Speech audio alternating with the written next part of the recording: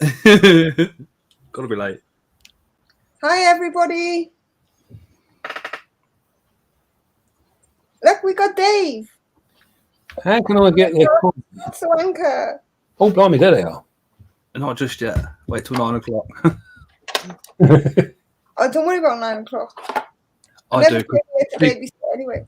People know I don't, you know. Scott, you're one of the worst ones. You can barely ever hold your tongue, and then you go, "Oh shit, it's not 9 o'clock." Who cares about the watershed? I think. Are we live? Can everybody see us, hear us, and all the rest of it? Please let me know down in the chat. Oh yeah, we've got the lagging internet sorted now. Oh, did you get the wire? We are hardwired. Hardwired. Yeah. Reptile Innovations, thank you so much for that donation. That's awesome. I will put that towards the next show. Hey Bethany, hey Mark, hey James, hey Annie, hey Spider Mom, Mark the Spider Guy, hey Kristen's. While we're doing a live, actually, Kristen's, thank you so much for Sunday. If you hadn't come pick me up, there was no way I would have got to that show. Really appreciate that. It's like mega nice of you. Hey Durjan, hey Servolis, I hope I've got that right, dude. Hey Thomas, hey Stuart, hey Toby, hey Jermaine, hey Lewis, hi Andy. Have I got everybody? Hey Callum, hey Big D, hi Greg. Hey. 8 legs and 4 wheels. 8 legs and 4 wheels. He just started his channel up after a year, so if you're not subscribed, make sure you do. He's absolutely awesome. And if you see him at a show, go say hello because he's amazing, lad. Hey Ryan, Antscapes. Hey Amy. Hey Lewis. Hi Phil. I think that's just hey Jackie. Hey Graham there. Hello Graham. I hope that's everybody. Let's get down. You got Beth from Bethany Spiders there. Yeah. Another cool channel. You've not been on it. Sorry? Bethany Spiders. You got to go over and watch her. She's got some really good stuff. The problem I've got is with Leo autistic, then the lads, the other 2 boys, and then work, and then doing your own stuff. I don't get a chance. I do watch a TikTok. A TikTok is flipping up there. The TikTok's really good, Dave. TikTok's the bane of my life. I think if she did a TikTok live, that would be like woomph, done. She's got a podcast and that. She started a podcast. Yeah. So I listened in on the first one of that. I don't think she's done a second one yet, but that was really interesting, really good. What do you need a screwdriver for? Sorry? You watch? Oh. The screwdrivers are not down in here. Hey, Arachnid Addict. Dave, where is camera lady? Good cop, bad cop says. She'd be hiding in the living room. Oh, she got off for a cup of tea. Well, I'm hoping she'll bring me one in a little while. Does she sit there on the phone to her friends going, Dave, he's playing with spiders again. He's in the other room. She'll be in there doing her own thing. Well, put it this way, I don't even get her looking on the telly. You know, I normally walk in, I go, what's this? She said, don't worry about it. You'll be on the computer anyway. So that's it, you know. my other half with the remote controller walking from work, and it's there. And then as I go to sit down, it's suddenly moved and it's in her hand, and she's like, yeah. Okay. Yeah. She's sitting there watching that Cobra Kai for the 100th time. Hey, Dale. Not seen that yet. You watch it once, it's good. But Tyra's one of these ladies that likes to watch it again and again and again. Then she'll get the books and she'll read the books in like a day or two, and then she'll be watching the series again. The new episodes are as great as the old ones, though. Yeah. I'm a fan of the original Karate Kid. I ain't gonna lie. Yeah, I like the original Karate Kids too. Oh. And when you see Daniel LaRusso as like a fully grown middle-aged man, it's like, Oh my god, I feel old now. I watched a movie last night. It's called The Extraordinary Things of Mr. Kibley, I think it's called. The one with Matt Damon in it. When he's a serial killer, he acts like his best friend. Oh, I don't think I've seen that one. Oh, Bridget Amy says, being able to catch up on all videos, being quarantined with COVID. Oh, I hope you've not got COVID as bad as what we've seen it. There was some in the chat. Oh, Bethany says, who's going to the Taunton show? Definitely going Taunton. I think Mark's Bond guy, Phil might be. Dale's going. Leah hopefully will be going. If we put enough pressure on Dave, he'll go. When is the Taunton show? Yes, Chris. 27th. Of this month? This month. Do you know what? I promised myself I weren't going to do any until the BTS. Who wants to see? Who? Let us know in the chat. Who wants to see Dave at Taunton? Dave at Taunton, because I'm not going, so I'm not going to come on. Every single video he does, just comment Taunton. Yeah. Do it, Dave. What is that the equivalent to in the US, says Bridget? It's the equivalent to an invert expo. So you've got your expos over in the US, and in the UK we have invert shows. So we go with the intention of buying cheaper tarantulas. Yeah. But what is good is you get to meet the sellers, you get to meet people like Dave and Ellie there, and you just have a great day, don't you, Dave? Yeah, it's a real good time. Oh, Dave, no. you need to come to the Bristol one again. Yeah, you got to come Bristol. I enjoyed that one. Bristol, Taunton, Bedford, BTS, Kettering. You missed the picnic, though, Dave. The what? We had a car boot picnic. Where? Bristol. Did you? Oh, damn. At Bristol, right? Really dodgy. They all wound me up because I'm quite close to Ellie. I think a lot of her. And she says, I can't come. I can't make Bristol. And she's not too far away from Bristol. So I'm a bit like, oh, gutted. Pulls up. We're all there chatting. And I literally said, it'd be nice if Ellie was here, though, wouldn't it? And then she comes strolling down the hill. And then we all go outside, right? And we've all made like these sandwiches for each other that just look like, you know, they've been dropped a few times. And what have you. And literally, they just got binned because Ellie walked down with about 3 or 4 like platters, literally like she'd bought them from out of, you know, some restaurant somewhere, like proper, like covered up nicely and everything, drinks, the lot. And it was just like, what? Proper professional. That's as well as getting the kids ready for the show and all the rest of it. I was like, I don't know how you do it. My own. When the missus and the kids go to a show, I literally get up, panic like mad, and before I know what's going on, she's got the kids ready and everything's in the car. And I haven't done a thing. I've literally just got dressed and panicked. Ellie had some awesome sandwich enclosures, said Dale. Certainly did. Yeah, Beth was saying about the Bristol. I remember the Bristol show last year. I don't think I managed to buy anything until the very last minute. Didn't see anything. I think what happened to the Bristol show? I think I bought a few things to start with. I think I actually went home with money on that one. It was just crazy. Absolutely crazy. I've never met so many people. I know I got to bring money because the kids will want to spend out on Phil's store. The kids absolutely adore Phil. And they adore Danny Damon too. Apart from that, I'm not buying spiders. I'll tell you what was good. Danny weren't there on Sunday for What's my belly done to you, Andscapes? what's he say? Ellie's Bellies. Yeah. Ryan's a weird chap. He's a weird guy. You know what he's like? He's just an odd character. I'll tell you what was good at this show was spending a bit of time with Andrew Smith and Guy Tinsley. And just go in. like being in their presence, and then just chatting about the places where they've been, and guys like going, look, you know, if you've got the money, and it's not that expensive, go, because, and he said, like, you know, if you go to somewhere like Brazil, you're going to see spiders. He was telling me about one of the hotels where he went to, and they were seeing spiders around the hotel before they actually even left to go off on an adventure.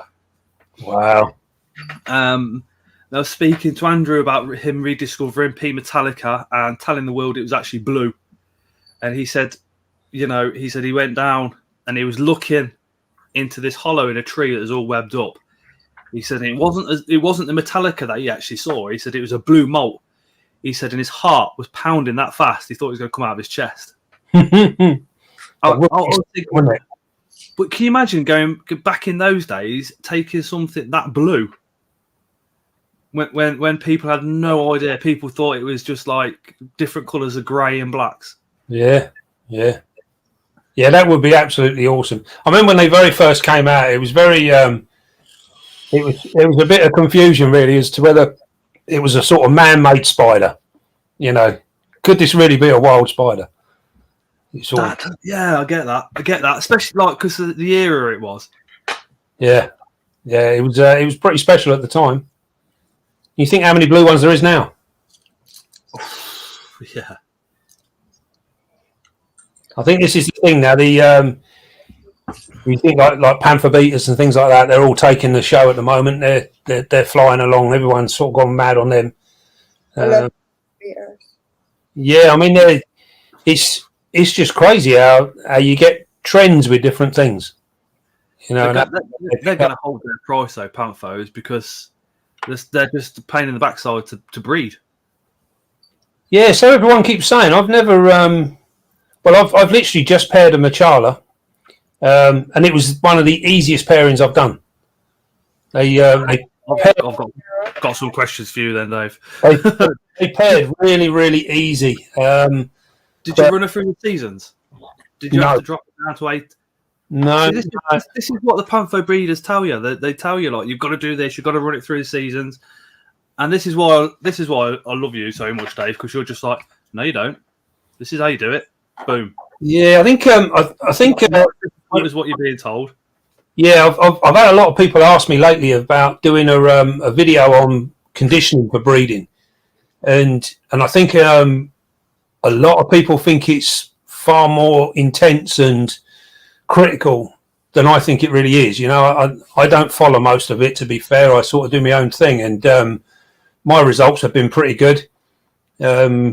You know, there's been a couple that have I get so far and then they eat the sac or something like that, or I can't get them to drop. But then you just try again. But you find, generally speaking, condition wise, I find it's more about food, getting the males at the right time and getting the females. And the more I've been doing it, the more I've started to realise that most of the conditioning is actually due to the timing of the two individuals. So like males, I find work best if they've been matured probably 2 to 3 months, whereas a lot of people like them dead fresh. I found my males are best when they're about 3 months old, sometimes older, and the females definitely seem to drop sacs better the further they are in from their last molt. So most people they get a molt from their female, and then they literally, it's like 2-3 weeks, they want to get a male in there straight away. And I've done the same with a lot of different spiders, and I've ended up waiting 5, 6, 7 months for a sac to drop. Whereas when I've allowed a female to molt out, and then I've got a male 4 or 5 months down the line, and then I've paired, then she's dropped real quick. And they seem more successful. Ryan says Antscapes, they want an older man. That's just like real life, isn't it, Dave? That's it. It is. It happens all the time. Older man better anyway. More experience. That's it. You keep telling them. Yeah. You get more conversation out of an older man than you do with a younger one. Yeah. I've never tried talking to many old men, but I'll take your word for it.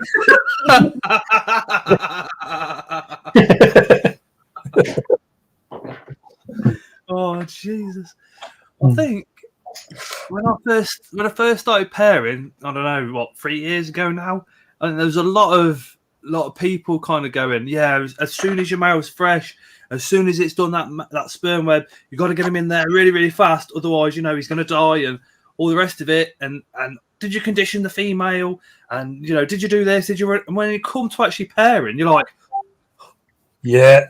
And then watch your videos, and it's just like, there you go, they've done what they've got to do. Yeah, I think you do all the background work. I think that's the only sad thing, I suppose. Really, when you watch the videos, all you're seeing is the end product. You don't get to see what goes on before. But it's not. What's the word? It's. I don't know what the right word. It's not as complicated as people make it out to be. I mean, I got told with the Sturmy and the Blondie that they need to be conditioned, they need to go through seasons, they need to do all these different things. Well, I've tried that and that didn't work, so I've done a different way, and we're getting successes now, and things are starting to tick off. They're starting to come together, and I'm sure a lot of the time it's getting the spider in the right state of health. So what you're doing, you're basically trying to trick its hormones into thinking it's doing something that you want it to do now. And that's the key. So, and that can be done through even humidity, sometimes temperatures, but I don't think temperature plays such an important part as a lot of people make it out to be. Maybe some of the brackies and things like that, they might need cooling down a bit more. It might have something to do with them. I've not done a great deal with them. But a friend of mine, he's been very successful with brachypelmas, Homoras, Smithies, Bohemies, all that sort of thing, and he doesn't cool them off. Could you ask him if he's done vegans? I've had a vegans literally. I'm trying to get her to drop the sack at the moment, and nothing. And she's just getting bigger and bigger, and she's been doing it for a long time. Yeah, you might just have to wait. So even if it's completely dud, I'm not fussed. It's just that I want to make sure she's all right. Derek, I had a long day. Yeah, I think you need to when you look at them. If you look at any of them that are actually gone into egg production, then the shape of their body changes. Hey Tara, the other half just come in chat. She'd had a bit of an operation. Well, it was only a small operation today, but she'd literally come home and beasted it like she didn't even go into hospital. And she's putting a little into bed. So, love you, baby. She's just said just popped in to say hi, but she needs to go to sleep. She's had a massive day at the hospital today, bless her. Greg said the hardest thing is incubating sacs. Really need to work on building some kind of incubator, as I have 2 sacs right now. I've incubated sacs and I've lost sacs that way. So the ones I've got at the moment, I'm gonna leave them with the female, in the hope that the female knows best. Do you know what I mean? What's your thoughts, Dave? I'm probably going to shock a lot of people now, but I think personally, I think you should leave your sacs in with the females as long as you possibly can, because they do, they know what they're at. So do that as long as you can, unless you've done it 2 or 3 times and you keep getting them eaten or whatever, then it's time you think, right, I need to step in and take it away. If you do take it away early, I know a lot of people keep the sac as is and they try and turn and do this sort of thing. When I've taken them early and they're still at egg stage, I empty them all out. Yeah. I don't leave them in the sac. So I use my nursery pots, which have got 100% humidity in them, because they're pretty much a sealed unit. And then what I do then is I just tip them out onto I use like ladies' tights for them to sit on. Yeah. I just tip them out on them. And all I do is once a day when I check them is I literally just give them a little spin like that, put them back once a day. And that is it. and then they will hatch. I think the big problem is when people put a sac in and then they try and manipulate in the sac. It doesn't work. It it might do occasionally, but I think it's you end up with more problems than you do results. But that's how I do it, and it works fine for me. If Greg's in the chat there, you'd have seen one of my videos. I'll show you how to make an incubator like mine, and it's dead simple. If you've got an old snake vivarium, that is basically all it is, and just put a heat mat on the back wall with a pulse thermostat on it. It's important to get the pulse thermostat. Don't get a mat stat. Use a pulse thermostat, and then that will maintain the temperature that you require, and then you can adjust it and get it to exactly where you want it to be, and then just leave them be. Relax, chill out, let them do their thing. Thank you. He says, "Okay, thanks. I'll leave them with the female." And definitely leave them with her as long as you can. Unless you've had prior experience with that female and she does whatever and destroys them, then I would always leave them in. And I think one of the things that I have been doing a little bit lately as well is you'll find most of your small spiders, you'll take it 35 days. Joffy says, "Does camera lady get cold legs if you keep nicking her tights?"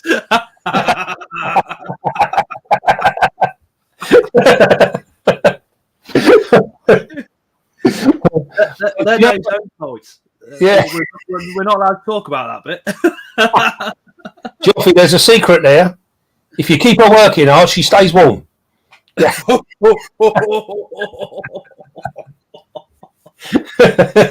That's why Dave's not got much hair on top. Yeah, he's getting slapped. Oh dear. Greg says he's actually breeding 2 new species. One hasn't been bred much at all in the UK. Whoa. Incredible Inverts and Other Animals has just seen a message because I dropped him the link to come on. Phil's the zookeeper. Yeah. Like you said, exceptional knowledge of just about everything, Phil. Yeah. Dave just gets odd looks when he buys them. Hi, Robbie. If you want any questions answering by us lot, let us know in the comments as well. Hi, Faceless. We're gonna have a look at humidity, and as well as tonight, I think, because I know you don't worry about humidity too much. I do. I literally worry about it all the time. I ain't gonna lie. I'm not gonna lie, because as soon as somebody gives you a care sheet and it says humidity 70%, you're like, yeah, and then the next day you're like, oh, it's dried out. Yeah, I think it's you want to start with humidity, do you? Well, yeah, let's go for keeping them moist. Right, okay, then. Go from the ladies' tights to moisture. Yeah. I can't tell you all my secrets, guys, but I kept this simple, and it seemed to work for a lot of mine. I haven't really had any problems with people saying my spiders saying, okay. Every spider I've handed out, they're all like, oh, it's really nice, it's really healthy. Yeah. Like the energy that I had off you, Dave, I think it must have come from a super spider. That thing is huge. Right now, it's all in the breeding. It's literally huge. Wow, that's cool. Female. But I'm not. Like, I'm only going to keep my 3 boys, and all the rest of them are going because of work, so I can't keep everything. Yeah. We'll see how. Can we not say moist, please? Moist. I can't say it without keeping a straight face. So Servius says, humidity as a new keeper is such a pain to relax about. Do you reckon we should be worrying about it as much as we do, Dave?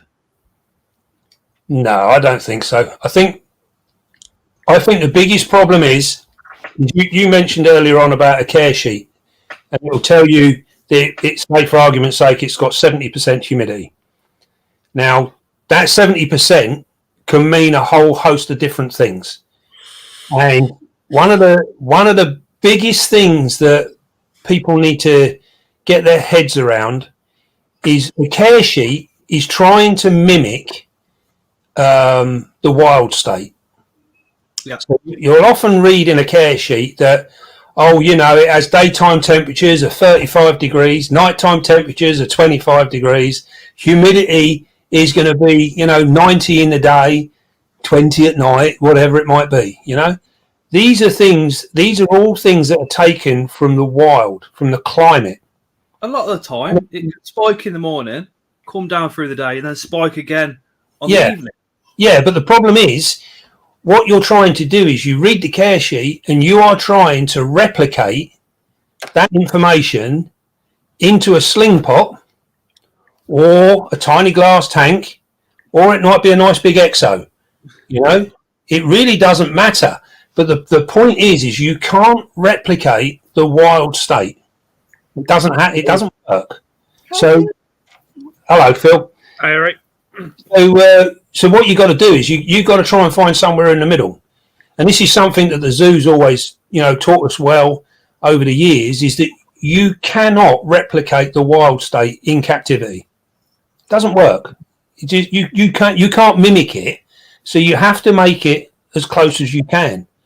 Now, if you've got if you're looking at getting 70% humidity, it also depends on what your room that your enclosure is in. You know, that will affect what your 70% is. If temperature in your room will affect it as well. So, well, like for me, in my room is set climatically. It doesn't change much. It's pretty much constant.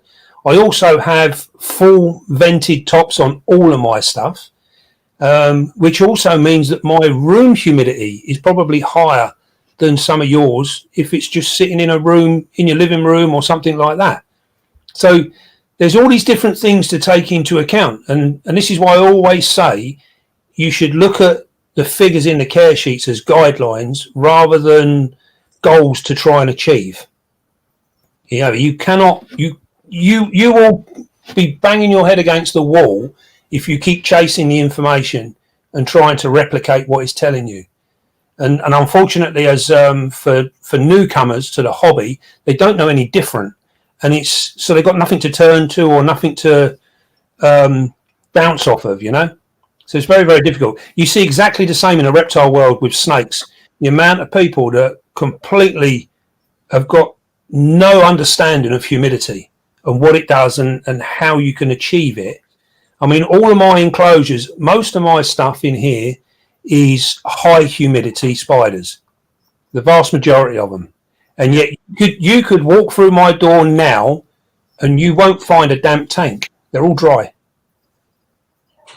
But my humidity is high. So this is what I've been trying to say all this time with all the videos, is that people think you spray something, you gain humidity. It's not the way to go. Humidity is a quality of air. So wetness isn't the answer to humidity. Yeah, it's not the same thing. So, you know, it's and this is because if you go back, I mean, crikey, I've been in the hobby now probably getting on for 40 years. And this is all comes from information that came out when I was a kid. You know, they were all like, oh, spray your enclosure, soak this, soak that. You don't need to be doing that. You know, you can get it all by keeping a dry enclosure. Okie dokie. You know, obviously, I'm just going to have a debate with you. I'm not going to argue with you. Because my cracker, I'll keep the soil damp. The soil's quite deep, so I've got about 12 inches. So I'm thinking if that soil's deep and damp, then that moisture is going to get released into the air slowly and help keep the air humidity up quite high. she's used to a high humidity. Well, I say used to. She's not, because she's captive bred. But her ancestors are used to a high humidity because of the Kraken National Park. Literally, the floods they get over there are torrential, absolutely torrential. The burrows can get flooded out and all the rest of it. So why would then she need to be drier in captivity? You're misunderstanding what I'm saying. The actual with your substrate, your substrate can be moist. Yeah, if you look in my tanks, the substrate will be moist. But if you put your hand on the top, on the moss or on the plant or whatever, it will be dry because all your moisture is locked in underneath. That's the issue that we're going to have then. Is trying to keep that moisture locked in. Yeah, and down in the substrate. That's quite difficult. I mean, I know you've seen the video that we did on the scorpions getting the water to the right down to the bottom. Yeah. That's the only thing I can come up with to try and keep that soil moist. Because remember, the last time we spoke, we were on about when you spray your enclosure, you spray it down and it's penetrating the soil like this much. Therefore, it's creating a massive spike. An hour later, it's dry again. Yeah. So what you're looking at is when you set up a bioactive system, what you're looking at is loading that system over time. Yeah. So once you get it to the point, and again, it's not a critical science. It's not a critical science. So you need to just relax with it, and if you're looking like I see a lot of people use expos. I use them myself. Yeah. You can see the substrate is up against the front glass, can't you? Yeah. You can see whether that substrate is moist or damp or whether it's dry, just purely by colour. Yeah. So rather than sitting there thinking, oh, I need to spray my enclosure once a week or twice a week, forget all that, throw it out the window. Just look at the substrate, look at the colour, and if the colour is dark, you know you've got your moisture content there. If it starts to go light, depending on what you've got in it, obviously, but if it starts to go light, then you know that you need to replenish that and get it back to that moist state. But what the real art is keeping it moist over a period of time without letting it get wet. So I can pick up my substrate in my tanks. I could rip into any one of them, pick a handful up, and go like that with it, and I'll have none on my hands, but it'll still be moist. It's got enough moisture content in it to give me what I need. For me, keeping that moisture there and not having to keep going back to the tank to top it up, that's what I'm looking at the moment. Yeah.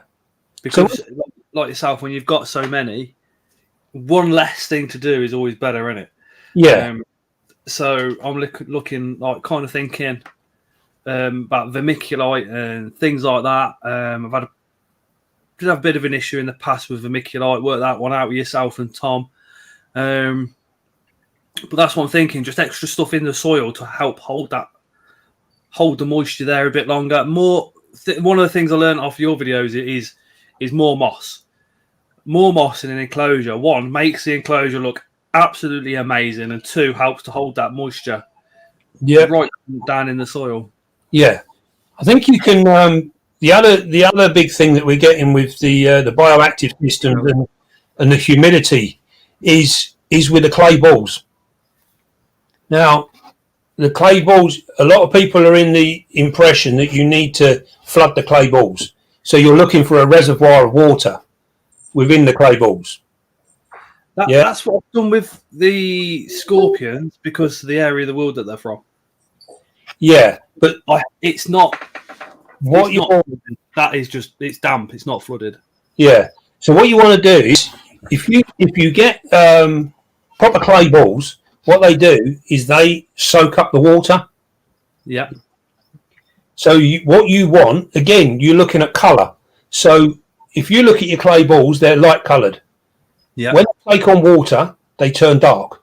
They go dark, yeah. You can see them in the bottom of your tanks. So when they're dark, they are what we would class as fully loaded. Yeah. So they are now, with the temperature in your enclosure, they are now slowly releasing that back up through the soil, back into the atmosphere. Yeah. If you end up with water sat in the bottom of your tank, then you're opening up to more problems because you're not benefiting from that. You're not getting the humidity in the levels that you want. You're going to get a massive spike because it would just be continuously lifting all the time. So it's about managing your water content, if you like. It's a bit difficult to explain, but it's really hard. I think what you're saying is the soil, as long as it's dark, you got enough water in there. As long as those clay balls are dark, they've got water inside them. So don't panic, don't worry about getting extra seeing water in the bottom. As long as they're that dark colour, they're retaining water. Yeah. And with your room being warm or with the enclosure being heated in some way, they're going to slowly release that. And as soon as they start going a bit lighter, that's the time to add a bit more water. Yeah. But what you can do is if you look on it, rather than thinking, I need to add water, try and look on it that I am going to maintain this colour. So don't wait for it to dry out. Maintain it. Does that make sense? Yeah, it does. And then what you'll find is you'll end up doing an awful lot less because you'll get into a routine of just doing it, and it's like for me, weekends is my maintenance day, if you like. So I do all my glasses on a weekend, and I'll go through, and I can do the whole room in less than an hour. I can do the whole lot, and it's all about getting that sort of routine. And then what I tend to do is because I've got a lot of plants going on in my tanks now, so I tend to water on a Wednesday. Hey, Chaz. A Wednesday's a good day for me to do me watering. So I literally will go through and I'll water what I need to water. But as you know, with a house plant in your house, it takes very little water. It doesn't take a lot to keep that house plant looking good. Is that why I keep killing them then? Sorry? Is that why I keep killing them then?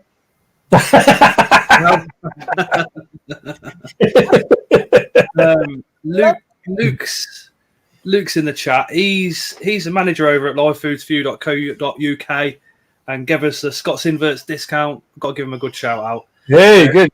So Luke says, Dave, what do you use to clean your glass on your tanks? I want to know this because it don't take me an hour to clean my tanks. And then you watch Dave's videos and all the glass is pristine, and I think, bastard's done it again.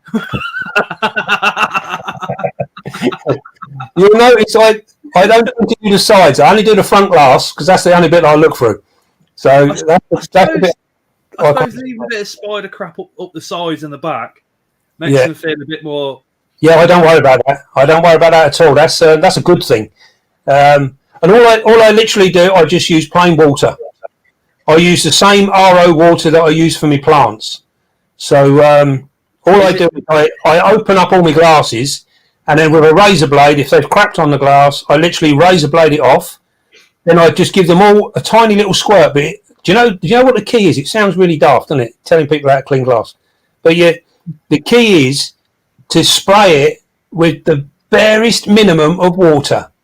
You could probably spit on it more than you want to spray it, really. And then that it comes off a lot quicker. And all I use is, the big blue rolls? Yeah. I use Yeah.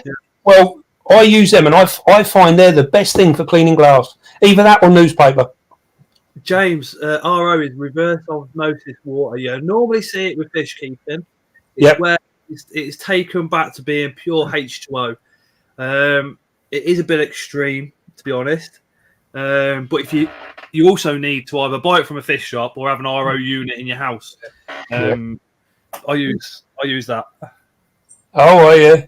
Which is just a deep chlorine. To get rid of chlorine and chloramines. And then for glass cleaning in the zoo, I just use white vinegar or lemon juice. Yeah. I mean, you can. I mean, I did for many years. I used to just use normal tap water to clean the glass, and it does it just as well. Literally does it just as well. I just use fairy washing up liquid and I rinse it out in the shower. Yeah. Oh, yeah, for when you're doing a deep clean. Well, I don't tend to take everything out because in the wild they wouldn't have everything taken out. No. So I don't clean them every single week. I just spot clean here and there. Yeah. Did you see my? I did do a video on deep cleaning exos. Did you see that? That caused a bit of a stir. I still get asked loads of questions about that. I use bleach. Ain't gonna lie. Yeah. I mean, I literally, not a problem. Yeah, I go on with that old Calgon stuff.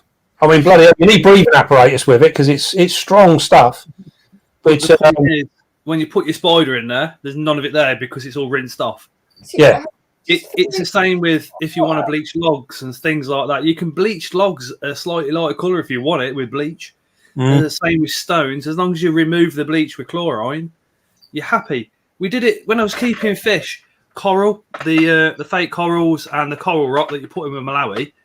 Yeah. If we got that for a fish tank and it was discoloured, I'd soak it in bleach. Literally just soak it in bleach and then just put pure dechlorinator over it, open the kitchen bathroom window, and just leave it to take the chlorine out overnight. Yeah. No problem. Oh, thank you. Leah is the channel member, just renewed a channel membership. Thank you. Appreciate that. Dave's secret cleaner was water and blue roll. I can't believe it. Just going back to humidity. If you're new to the chat, below me is Phil from Incredible Inverts and Other Animals. I look up to this guy just as much as I look up to Dave.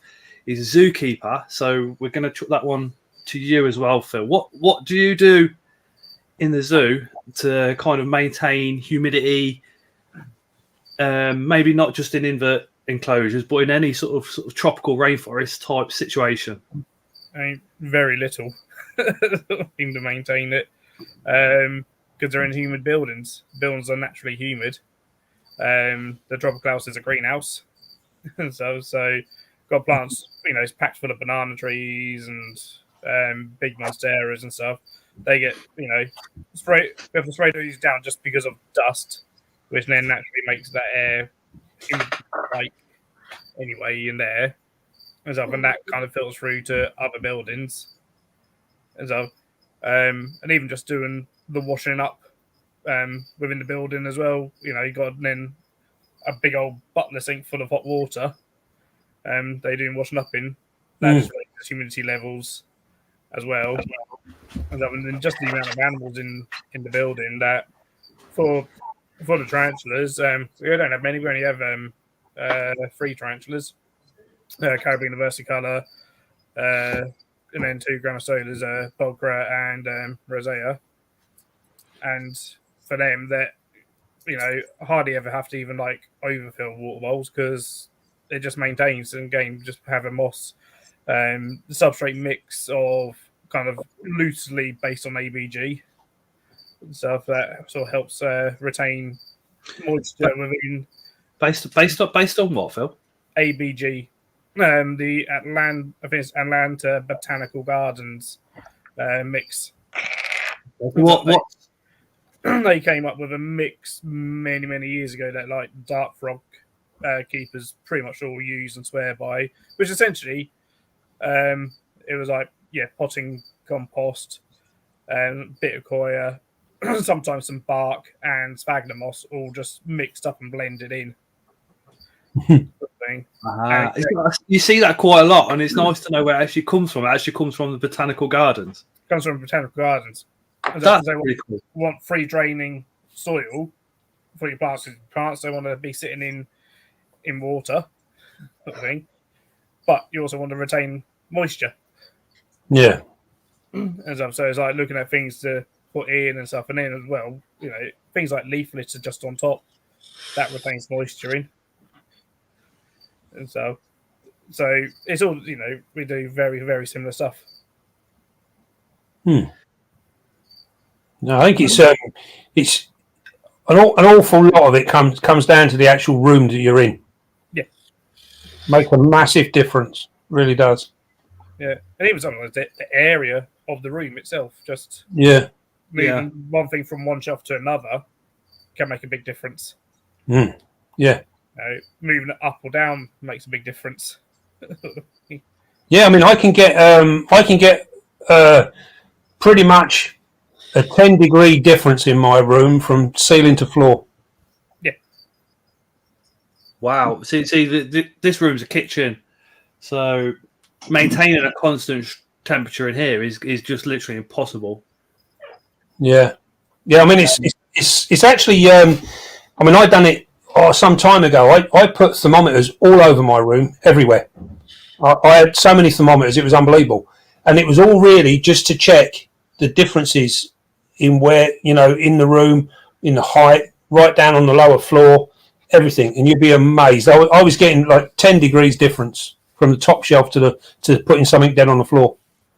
Oh yeah, definitely. Yeah, it's a big thing. I mean, one of my buildings, the one I mainly work in, at my head height, every day it's around 30 degrees Celsius and about 70 to 80% humidity. Yeah, it's high, isn't it? Yeah. Yeah, that is warm. Just going back to the versicolors, that's another species that you panic a lot with the humidity and cross ventilation with and all the rest of it, because when you're thinking about getting one, so you message people, and if you're in a group chat, that's normally the place for it, isn't it? So you're in a group chat and you go, I'm thinking about getting a Caribbean versicolor. The first thing they say is cross ventilation is absolutely crucial. If you haven't got enough airflow, they're going to die. If you haven't got enough moisture, they're going to die. If you haven't got a water dish and you don't overflow it, they're going to die. And they're very, very draconic to, you must have cross ventilation. Mine's literally the same as everything else that I keep in a plastic box. A few holes around the sides and it's fine. Yes, I don't get caught up in that cross ventilation thing. You know, I think, oh dear me, cross ventilation is another one of them old things that's been going on since year dot. You know, said this was going to be a headache stream, didn't we? This is where I start getting a lot of trouble now. You know, people start shouting at me. It is what it is, isn't it? I think personally, I don't hold any weight on cross ventilation, and I don't care what you're looking after. It really doesn't matter to me. I think the big thing is by keeping. If you want to keep a good environment, the key is obviously ventilation. So for me, I got fully vented tops on all of my stuff. So on all my main enclosures anyway. And then if you want to maintain your environment well, then learn how to control your water input, because the two go hand in hand. Now, if you're keeping, say, argument's sake, like a spiderling, now this will give you a clue. I've just bred my Avix, and I will keep them. And I hold back for myself. I will start them off in a normal sling pot. Yeah. Now the soil that I put in that sling pot, I will half fill it with soil, but it will be literally just damp is too strong a word. It is almost dry. It's almost dry. And then all I will do then is I will put a tiny piece of bark or a stick or something in there, just something for it to crawl on. And then I will literally drip a single drop of water on it every now and again in a blue moon. All the water that's coming from that, that is going to that sling will all be through its food. So it won't have a water bowl. It won't have nothing like that. Now, straight away, you look at what I've just said, and the first thing you read in your care sheet is an AVIC needs 70 to 80% humidity. Yeah, but you've probably created that by that one single drop in such a small area. But The tiny change is going to be massive change when it comes to your figures. But the thing is what I've found over the time, and this goes for pretty much all slings, pretty much all of the slings that I've dealt with, they prefer the smaller the pot, the drier I keep them. And that's as a basic general rule. The minute you start getting moisture in that tiny environment, the air goes bad and you lose your sling. Now, it doesn't matter even if you put tiny air holes in the top, because 9 times out of 10, the air holes are so small, you're not getting any airflow anyway. No, that's why you want your holes here, don't you, at the top of the substrate? But if you look at we're talking tiny enclosures. So if you've got small pots, it's difficult. Yeah. Exactly. Right, now you look at them. There have tiny little holes. Yeah, they do nothing. They're a standard sling pot. Now, you with the best will in the world will not control an environment in that pot. You can't. It's just impossible. So the only way that you stand any hope of keeping that environment stable is to keep it dry. Because the minute you add too much water to it, it will go straight out the window. You see what I'm saying? So it will become far too much in a very, very small area. As your enclosures get bigger, you can allow your leeway for moisture is far greater. Is any of that making sense? Is that complete sense? Because I know I referred it back to fish earlier, but in salt water, they say a small enclosure, a small tank is by far more difficult to keep than a bigger tank, because if you make a tiny mistake in a small salt water tank, it can be devastating. But that small mistake in a big, massive tank, you can control it a lot quicker. This is why with small tanks, with small fish tanks, you can put one extra medium-sized fish in there and it can blow the whole system. Yep. And all that fish done was have a crap. Yeah. Or even like just the tiniest amount of overfeeding. And you overload it. Yeah, so it sort of gets back to what we're saying is you can't the parameters are so tight in a tiny area.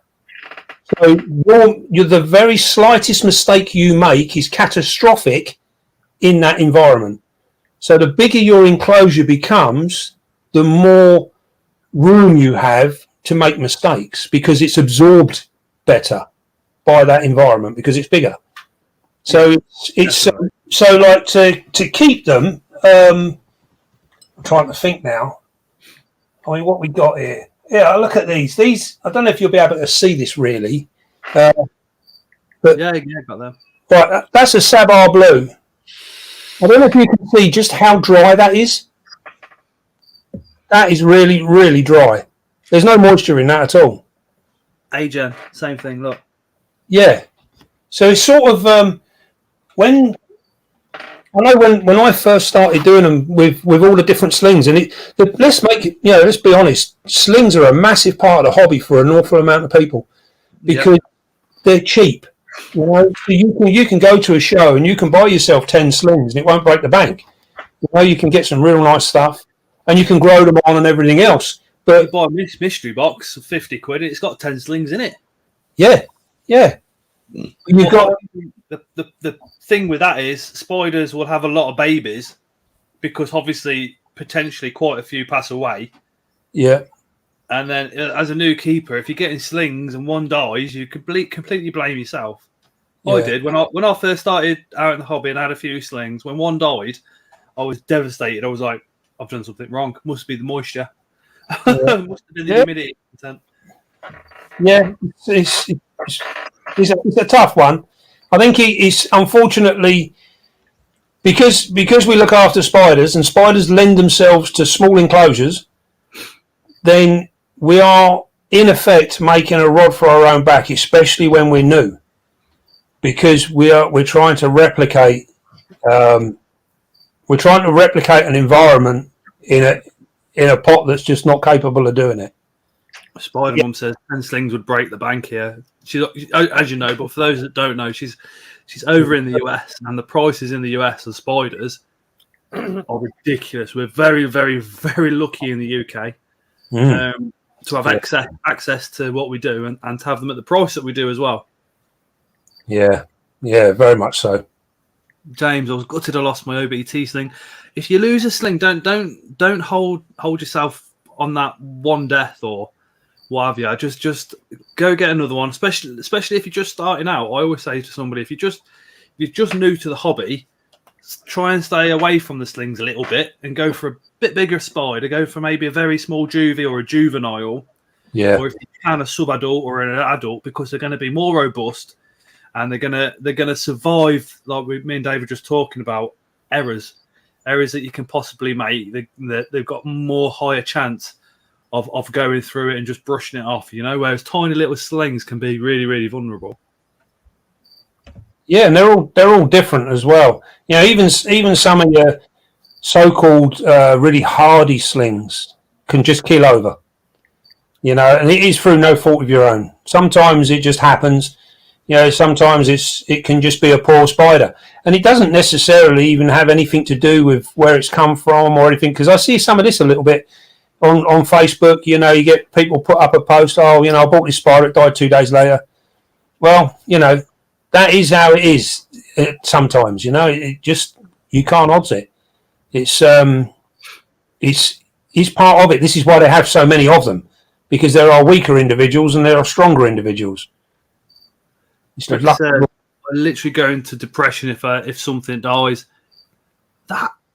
That's it though, isn't it? You do blame yourself, and not the best vet in the world can't tell you if that tarantula has got, I don't know, tarantula flu or tarantula cancer or something like that. There's just things that are going to affect that tarantula internally that we ain't got a clue about, and science hasn't got a clue about yet as well, isn't there? Yeah. Sometimes you can, with the best will in the world, you won't achieve everything all the time. Chris says, I lost 2 Metallicas, one straight after a molt, and God knows why 8, and 2 days later killed up. I've lost bulletproof spiders, literally curly hairs in molts. Hi Pete in the past. Bethany says she's got a question for you, but there's nothing on the chat yet. Stick it up, Beth. I'll whack it onto the on screen. I think the thing is, things die, and it's pretty much as simple as that. And if a tarantula dies, you literally just got to go, well, it's a death in the collection. I still have the collection. Let's carry on. The thing to do is if you lose stuff, then try and, a lot of the time you have to be very, very critical with yourself. So you want to go down and you want to look at all the things that you've done or you didn't do, and try and work out whether there was a cause. Sometimes there might not be a cause, and it might not be a case that you've done anything. But if you're losing stuff on a regular basis, then you need to take a good look at yourself and what you're doing. And I mean, one of the things that, well, Phil would probably understand this, one of the things we got in the zoo world all the time was we get summer seasonal staff come in, and they come in to help, and they've got this lovely rose-tinted Disney World idea of what the is all about. Hippie t-shirts and the way they go skipping, yeah. And before crying because they're covered in elephant shit. Well, literally, they got this idea about what it's all about, and then they find that there's a serious side to it. To animal keeping in general, there is a serious side, and there is problems. Sometimes things need to be put down for whatever reason, and as sad as it might be, some things are just purely surplus. And people, they can't get their heads around this. So it's understanding and getting your thing, and it's the same for us in the hobby with our spiders. We need to detach ourselves a little bit, learn by what we're doing, and then hopefully we can avoid such a problem again. Well, it's a case of, from the last show, a bit of a spoiler for Thursday's video, but I've just bought some snails, and I was chatting to a few people about these snails. So the bigger ones, Phil and Leah from Unusual Pets give me loads of people. You got Urticating marginalised oven. Exactly. Like, you know, they have runts. They have runts, and you have to separate those. You have to euthanize those. But the bonus thing is you can visually see which are the runts, and so you know that they're going to die at some point soon anyway. How do you do that with tarantula eggs? You know, if the potential is if as humans, if we give birth to 100 babies, there's going to be deaths. So it's the same with an egg sac. Surely, you know, some are going to be mainly deformed internally. That, you know, nobody's going to send a sling off to a vet that's this tiny, or the invert vets and say, "Oh, can you do an autopsy?" Because they'll just be like, "It's pretty much impossible, mate. He just died." But you're going to blame yourself where it could be something internally that's gone wrong. If it's a dog or something, there's a lot more research that's done, isn't there? There's a lot more stuff there. It's readily available. Vets and that can do tests and literally tell you what's gone on. But with the slings, we just don't know. All you can ever do is endeavour to improve in your own personal skill level, and and your knowledge of what you're doing, and learn by what you do. You know, sometimes, it's the problem is it's very, very easy to just follow care sheets. What you need to do is you treat all of this information as a guideline, and then you make it fit your personal circumstances. And that's when you've got to learn. We've got a question from Bethany, which I'm going to put to you and Phil, because Phil knows entomologists and such as. But Luke says, Dave, have you ever lost a tea and blamed the live food? No. No. I think you get it though, don't you? I've pretty much always bred my own food, so I know the food's good. So yeah. Bethany's Spider says, why do you think so many people that have been in the hobby for a long time, or entomologists, etc., dislike people that are tarantula YouTubers? I think it's because we share the information that they want to withhold. So like yourself, Dave, you're out there saying, look, I can breed this and breed this, not a problem. And some of the old guys are going, why the fuck have you just told everybody how to breed this? I'm not going to make nowhere near as much money next year. I can't rip people off for the next 10 years because you've told people it's well easy in the hobby to do it. What do you reckon? There might be a little bit of that. I know there was a thing, I think we mentioned it once before, but when I was a youngster starting out in the zoos, I used to often get told by senior staff, not all of them, but a good percentage of them, they'd be you'd ask them a question and they'd be like, well, if I told you that, you'd know as much as me, and so they wouldn't tell you.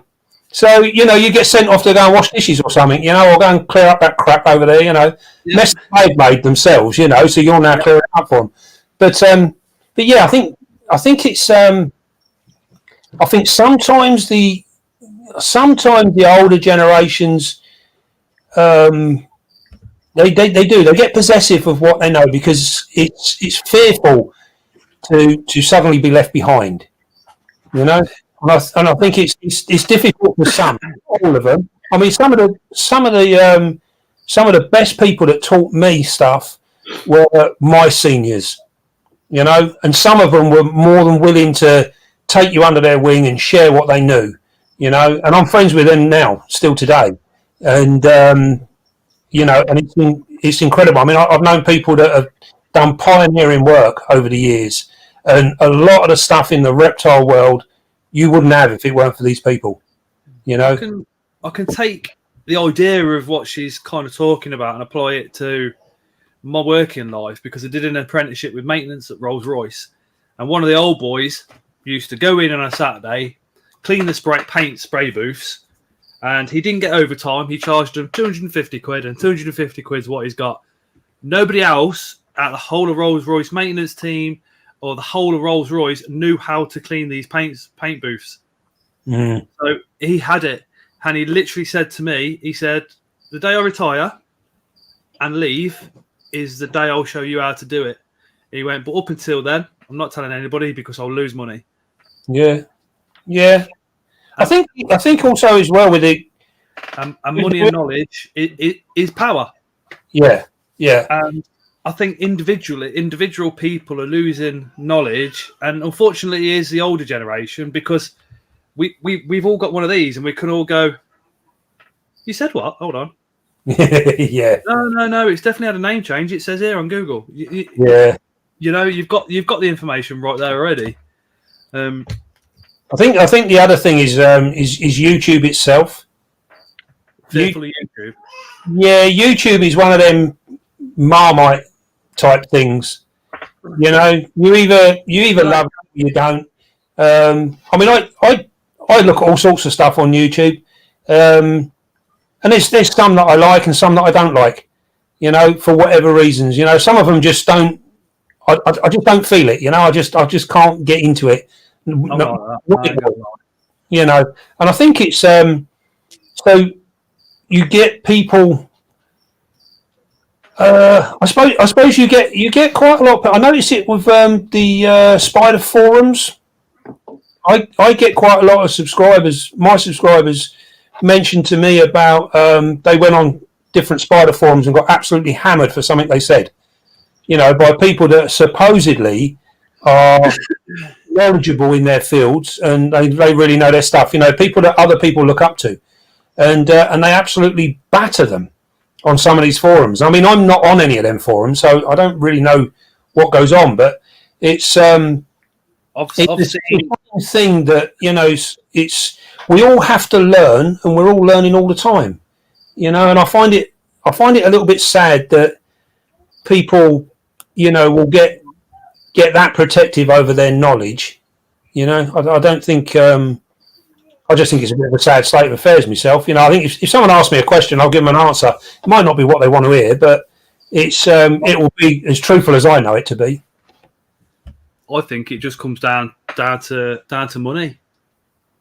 Literally, because if I'm doing a job such as entomology or something like that, or if I'm breeding spiders, if I show you how to do it, Dave, that means you're going to make money. So that means my money is going to be half next year because you're selling what I'm selling. Yeah. And unfortunately, I think that's the way it is with some. We're not all on here antagonising tarantulas for views. Most of us are showing that they aren't scary and how to care for them properly. Bethany, don't even get me started on antagonising tarantulas. That pisses me off.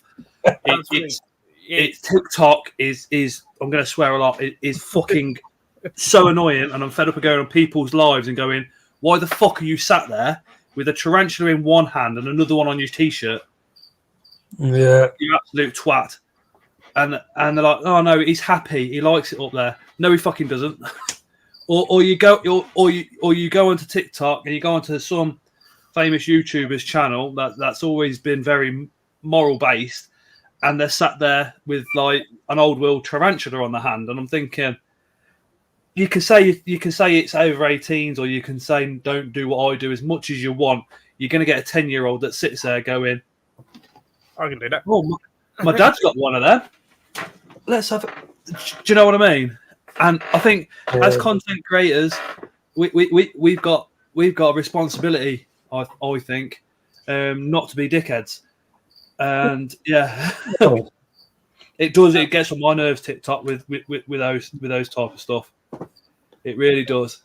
I think you don't realise until when you start reading some of the comments when you put a video out, and you go through your comments and you see what people are writing. It took a long time for me to realise the effect that you have on so many different people, and you know, and how they take the information you're giving them and what they're doing with it. It's YouTube in itself is a very, very powerful tool, very, very powerful. And I think you're right. I think you need to, you know, things have to be done in a right way. You know, it's very a bit difficult. scary, isn't it? It is, yeah. I mean, I've had all sorts of. I mean, I'm lucky. I get some absolutely lovely comments, and you know, it's the support is absolutely amazing. But it's, you know, when I look at some of the others out there, some of them get a real rough time. You know. Do you know when you go to a show and somebody comes up? I mean, I'm saying this, but just before we went live, I had somebody come up to me and they were like, "I've got a list." They're just in the chat actually, and they said, "You know, your video did this and this," and he was asking questions, and he went away, and I was just like totally humbled by him. And he's in the chat. I ain't going to mention who he is, but just standing chatting with him, I was just like, "Wow, you know, you've actually paid so much attention. That is just like blows your head off, doesn't it?" Yeah, yeah. I mean, it's absolutely, it's phenomenal. I mean, I think one of the things that gets me a lot is young kids that have really sort of taken stuff on board, and they're doing their own thing, and the good thing with them is they're real fresh in their mind, so they have a totally different outlook to everyone else. And then I think also, I mean, the amount of people that I get to speak to that suffered from arachnophobia and now have gone out and bought a spider, and I'm like, wow. You know, that is just amazing. That's serious goals, you know. That's someone's actually tackled their fears and done it on their own. You know, they might have done it with your help on the telly, but they done it on their own. You know, they sorted that out and they got there. And I find that phenomenal. When people, you know, when someone brings something for the first time and they're sort of like, they can't wait to tell you and let you know all about it. And, you know, and I'll be honest with you. There's been many an occasion I've sat there at work. I'll be sat in my lorry or be in my digger or something, and on my phone reading comments, and it's not unusual to get a tear in my eye. You know, I read something, and I'm like, oh bloody, I've got to put that down. I can't read that. It's like, you know, it's all too much. When I've done a video and I've said to the missus, I've gone, fucking hell, Dave's little beasties commented on this. But for you probably think, yeah. But for us channels, we're like, fucking hell. No. Do you know what? I look at all the different channels, and you see a lot of them is just steady growth, and it's and that's the key. And I think it's I mean, that's where I've been lucky with this channel, is the it's a steady growth that's just growing all the time, and that's where you are. That's what you want. And yours is the same. It's like now yours is, you're slowly growing and growing and growing and growing and growing. But the thing is, I think if you grow, the slower you grow, I think sustainable. Yeah, it is. I do believe that. I think you end up with more sustainable subscribers that actually want to be there. You know, and they're the key. They're the ones. It's one of those. I always say to people, you know, if you do a YouTube channel, don't follow the numbers too much. Don't worry about how many subscribers. Don't worry about how many views. As long as you've enjoyed what you're doing. I think do it for yourself. Do videos for yourself. Yeah. Yeah. Getting hung up on subscribers, I think, is one of the worst, because then people will go, I've lost 10 subscribers. And you can almost hear the pain in their voice, and you think, well, YouTube will delete old accounts anyway. So somebody just, you know, hooked up to you a year ago and they've not been active for a year, YouTube will get rid of their account anyway. Just moving on, Disguise Music. I met him at the show Sunday. He was just getting his first tarantulas. Really nice guy. Any recommendations for UK-based online shops to buy enclosures from? Oh. I think Phil's probably going to be the best guy to ask. I don't really buy enclosures online. That's the thing. I use Custom Aquaria a lot, but you have to ring him up and speak to Matthew in person. I think one of my favourite shops is Southern Aquatics. I don't know if they're pretty much up and down the country, I think, but I find them best price wise. They do well. I've got to give Noah Roy a shout out, just because I know our Noah is called Noah, and then it's called Noah. Noah Roy, hyphenated because Roy's my granddad who passed away. Like, so when he come up, I was like, that is literally my lad's name. That is awesome. Yeah. He said, I'm one of those subscribers that you just mentioned, Dave. I'm very loyal to you. Yeah, Noah is He's school as well, isn't he? yes, he's he got to be he got to be number one fan, I reckon. He's from Canada, and yeah, he don't write a comment. He writes an essay. Yeah, we have whenever I see a comment from Noah, I have to make sure I've got a cup of tea and at least 15 minutes spare so I can read it. No,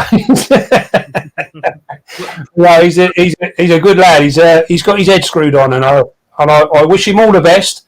And stick with your plans, Noah, and you'll get there in the end, my son. You'll be all right. I think that's one of the keys as well. Is like you will go down your comments and you will answer 99.9% of them.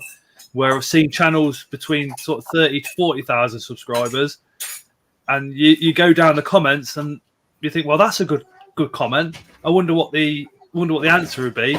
And you look at the answer and it's somebody else saying that's a great question, and that nobody, the creator never gets back to them, and you think, come on, mate, you're still. Thank you, Layla. Yeah, I try my best to answer all the questions. It took me a little bit to work out actually because I'm not the most computer literate person at all, and it took me. Dave's had a community tab for about a year, and he's only just started using it. Yeah, I've never used it. So you put the live up on there, and somebody else put under as a comment, "You've had this community tab for about a year, and you've never ever used it. Well done." That was Noah. He's been telling me for I don't know how long to use it. It was. Yeah. What was he saying? I've got where I was going now. Comments. Yeah, I do my best to answer them, but I'll be honest with you, I'm getting to the point now where I put a video out on a Monday and a Thursday. So Monday night I have to keep clear because I will spend from the minute I get home till I go to bed answering comments and questions and messages. It's literally that. It's like a second job. And then Tuesday I have a little bit of a catch up, but I get a bit of time to spend with my spiders. Wednesday I can really hit my spiders because I ain't doing too much answering questions and stuff. And then Thursday we start all over again. And it's literally constant. I mean, I'm lucky that some days videos on Mondays and Thursdays, Dave. Sorry? What time do you release your videos on Mondays and Thursdays? Normally about 6 in the morning, isn't it, or something? Yeah, 6 o'clock in the morning they go out. Yeah. Spider-Mum 1978, got to give her a massive shout out. Christine's amazing. Love it a bit. She says, just be you. I can't set a specific schedule. Get vids out when I can because that's life. What if people like you, then they will. That's why if people like you, then they will understand. Yeah, definitely. If they do like you, they understand. Christine's doing really well. Really, really well. Yeah. She's getting more educational content's coming out, and you got to do what's what you enjoy. You got to have a bit of fun with it, and I think it's. I just like sharing what I've got and what I do, and that's where the enjoyment lies. And then it's nice to correspond with people that are doing stuff and they're changing what they're doing and they're getting successes and things like this, and it's all good stuff. It's heartwarming, put it that way. I suppose back way before when you were keeping, Dave, and we didn't have the internet and stuff like that, I suppose the only time you'd get social interaction with other keepers would be at a show, wouldn't it? Yeah, pretty much. Yeah, I mean, we used to have I was involved in a number of different like data groups and what have you on stud books and stuff, and so. If sometimes there'd be a seminar at another zoo and things, I mean, they still do it all nowadays, don't they? Yep. They have stuff go on, and that would literally be your opportunity to go and chinwag with other people that are doing the same thing as you. And Yeah, it was a very, very closed circle. Whereas I believe nowadays with the internet and everything else, I mean, you can literally you can message all these people up and down all over the world now. You know, I mean, when I was doing elephants and stuff, I couldn't have dreamed of talking to an elephant keeper in another country. Just wasn't heard of. You know, how the hell do I do that? You know, video calling them. Yeah, you couldn't do it. You couldn't do it. So you know, so the information was very, very, very, very slim on the ground, as it were. I mean, when they released the tarantula that lives in bamboo, that one, I can't remember. What species was that? Can you remember? Can any of you remember? Oh, I can't remember what it was now. I know it's been around 5 years and what have you. Yeah, it's been a while. But last year, I had a conversation with a guy that lives over in the Philippines, in Mindanao. And I was speaking to him because we've got 2 Mindanao south here, and I was thinking, I wonder how they live. And I said it on a live stream a couple of times, and he video called me instantly. And there he was, literally on the outskirts of his village in the middle of the night, and it was raining, and he was showing me where they live inside bamboo. Brilliant. You know, you couldn't have done it, could you? You couldn't. No. And I suppose back even when it was Tachyncinius bambus. Thank you, Bethany. Back when it was black and white telly, could you imagine somebody trying to describe the forest environment that they were in to you? Yeah. Because you just see David Attenborough with a backdrop of a black and white forest, wouldn't you? You'd be like, yeah.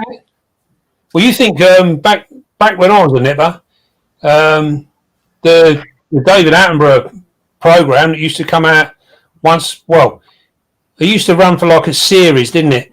And I think there'd be like 6 or 8 episodes, and that was it for the year. Yeah, that was all you got.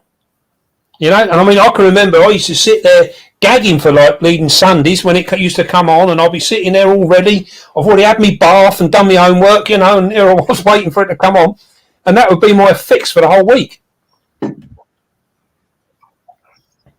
Didn't David Attenborough first start off shooting animals? He was a collector for ZSL, and then for London Zoo and stuff. I wonder what happened for him to go, oh no, that must have been some grief. TV is what happened. And then he gets the credit for going over, don't he, and doing all the conservation work. Yeah, well, you'll find, I mean, Phil will probably agree with this. In the zoo world, and in general now, there's an awful lot of places that people, like you got, one of the classic one is the Born Free Institute. Them now they sit there and they basically slag off anything and everything regarding any kind of animal in captivity, and yet they made their money through exploiting animals in captivity. And they still do. And they still do, yeah. And then you get, there's so many of them that are big talkers nowadays that literally made their fortunes. You know, they made their money and they made their fame off of the back of the one thing that they're complaining about now. You know, and it's well, that's just the way it is. I know David Attenborough, he tried to keep his background very quiet for a long, long time before it finally came out. His involvement with animal collecting. So it was quite a big thing. But I think I went to London Zoo last year, and I wish I'd never gone, to be honest. I really do. Broke my heart going there this time around. But they had a tunnel there with photographs from back in the days when the zoo started, right to present day. And David Attenborough was actually in the middle of it, and it showed him as a young man, and it showed you him on one of the collecting expeditions. And then it showed him as a TV presenter, and as it went on. So it's sort of like it's basically like a piece of history that you can't run away from. You can't hide from this. So you're better off getting it out there, really. That's it, and just embracing that. I mean, he's done a show where he went through like some of his old diaries. And he's like, in Madagascar, he's like, I collected 500 Cepharium sort of thing. Yeah. You know, there's 500 of these millipedes. There's 1,000 of these. There's this, that. Yeah. That. When you consider that the people like this that are at the forefront of conservation are actually the reason for so many things that went extinct through over collecting in the day. You know, but I suppose to be fair to him, at least you know, nobody's ever going to forgive him for the damage, but at least he turned it around and then brought so much conservation to the public's mind eye. I mean, I was very fortunate because when I was growing up, all that was oblivious to me. So David Attenborough was out there showing me things that I've never seen before, and really igniting a passion inside me for sort of wildlife documentaries, and realizing, you know, a lot of these animals in the wild are being extinct, and I need to go to school and I need to make a poster and show everybody else, you know. Well, yeah, I think it's like this is all part of our evolution.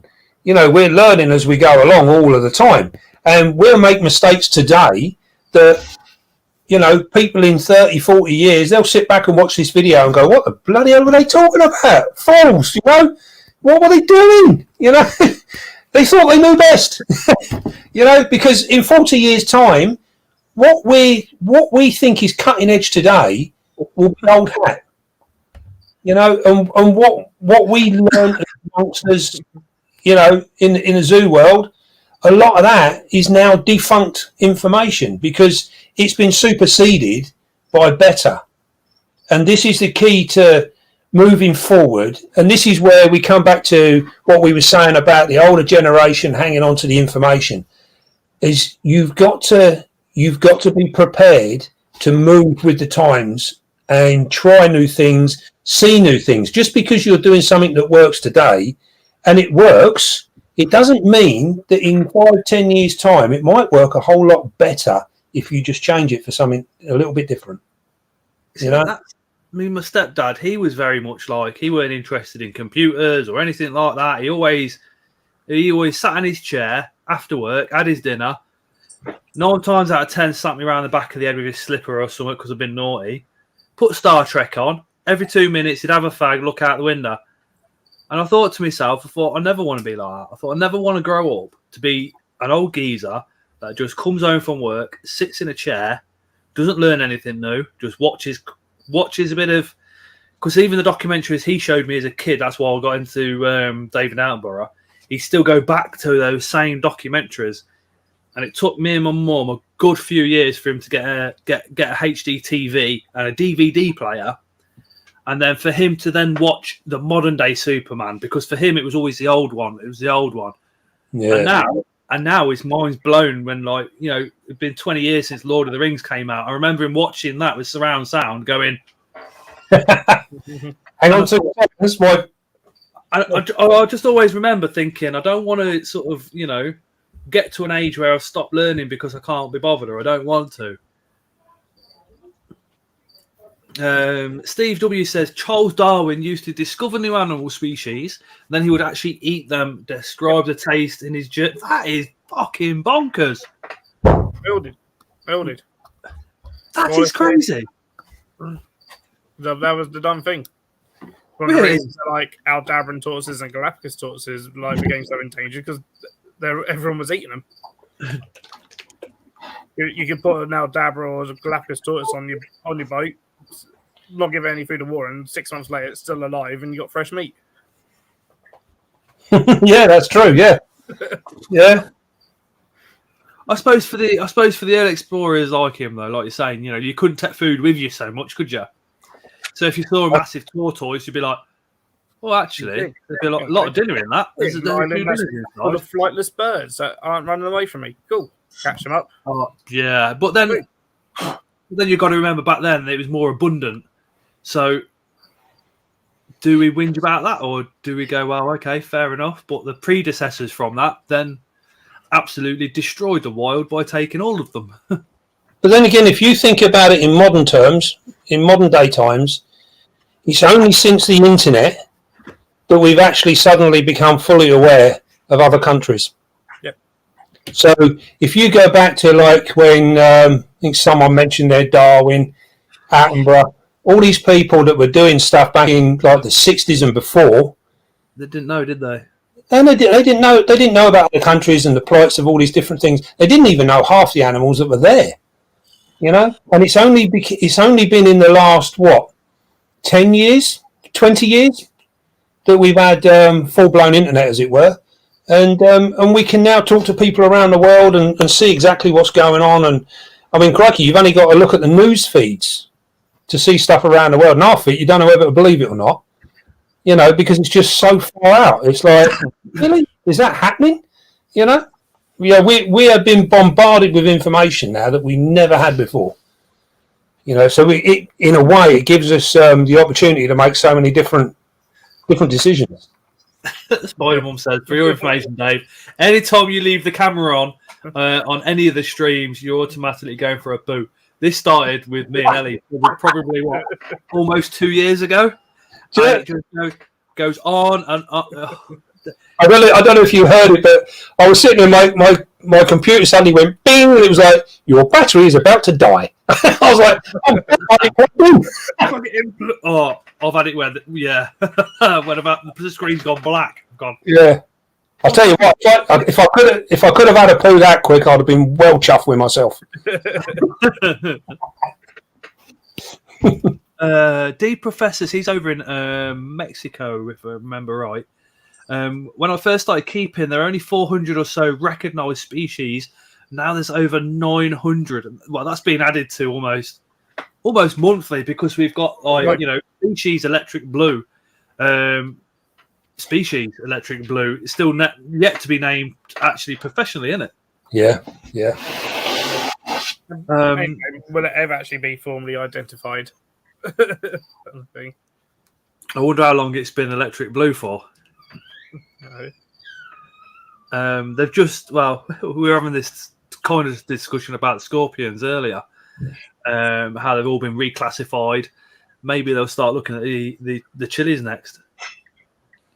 It needs somebody that's got the certificate to go, well, actually, let's go and have a look at this today. And that's the only way it's going to happen, isn't it? If literally the man with the power at one of the universities to go, well, we can look at this spider, funding for it, and then getting the money for it, which is it's difficult with inverts. I can't. Yeah. The dark thing is as well is that all this reclassification and everything has absolutely no impact on the hobbyist whatsoever. It's literally, it stays within them technical circles, if you like. Well, Dee's actually in New Mexico in the USA. Disguise Music says, thanks all. Had an ace time and interesting to boot. Scott, good to meet you at the weekend. I'll message you soon. Take it easy. Peace. No worries. Great to meet you as well, fella. He was awesome. Absolutely awesome. Literally, I think it was his first show, first spider, all the rest of it. Wow. And special moments, man. Special moments. But I think some of the scorpion reclassifications, whether they'll actually properly ever actually reach the hobby, maybe not. No, it's all right. Yeah. What A to Z projects? Uncle Dave. We've got a coin. We've got to coin you, Uncle Dave. Now that's it. Because you'll never work a day in your life. What's all that about? I don't know. I'm completely lost with that one. Uncle Dave, because you'll never work a day in. Maybe it was something else we were talking about. I don't know. Come on, speak up, A to Z projects. Explain yourself. Explain yourself to Uncle Dave. Come on. Yeah.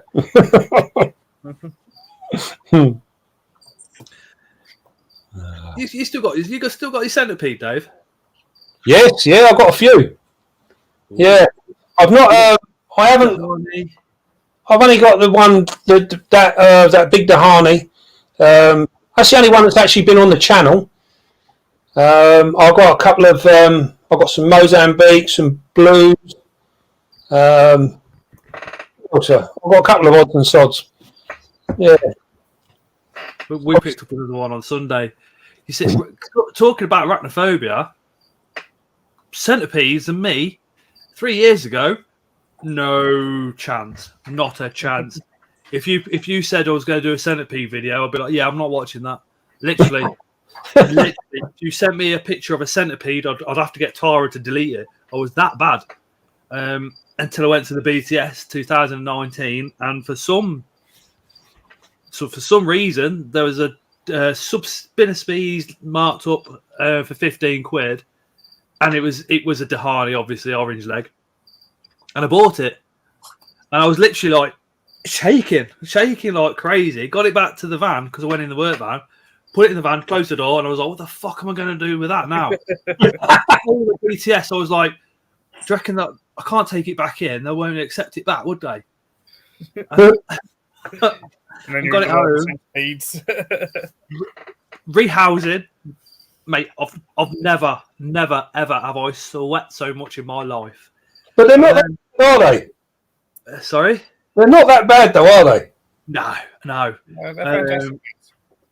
Apex predator, stunning to watch, stunning to work with.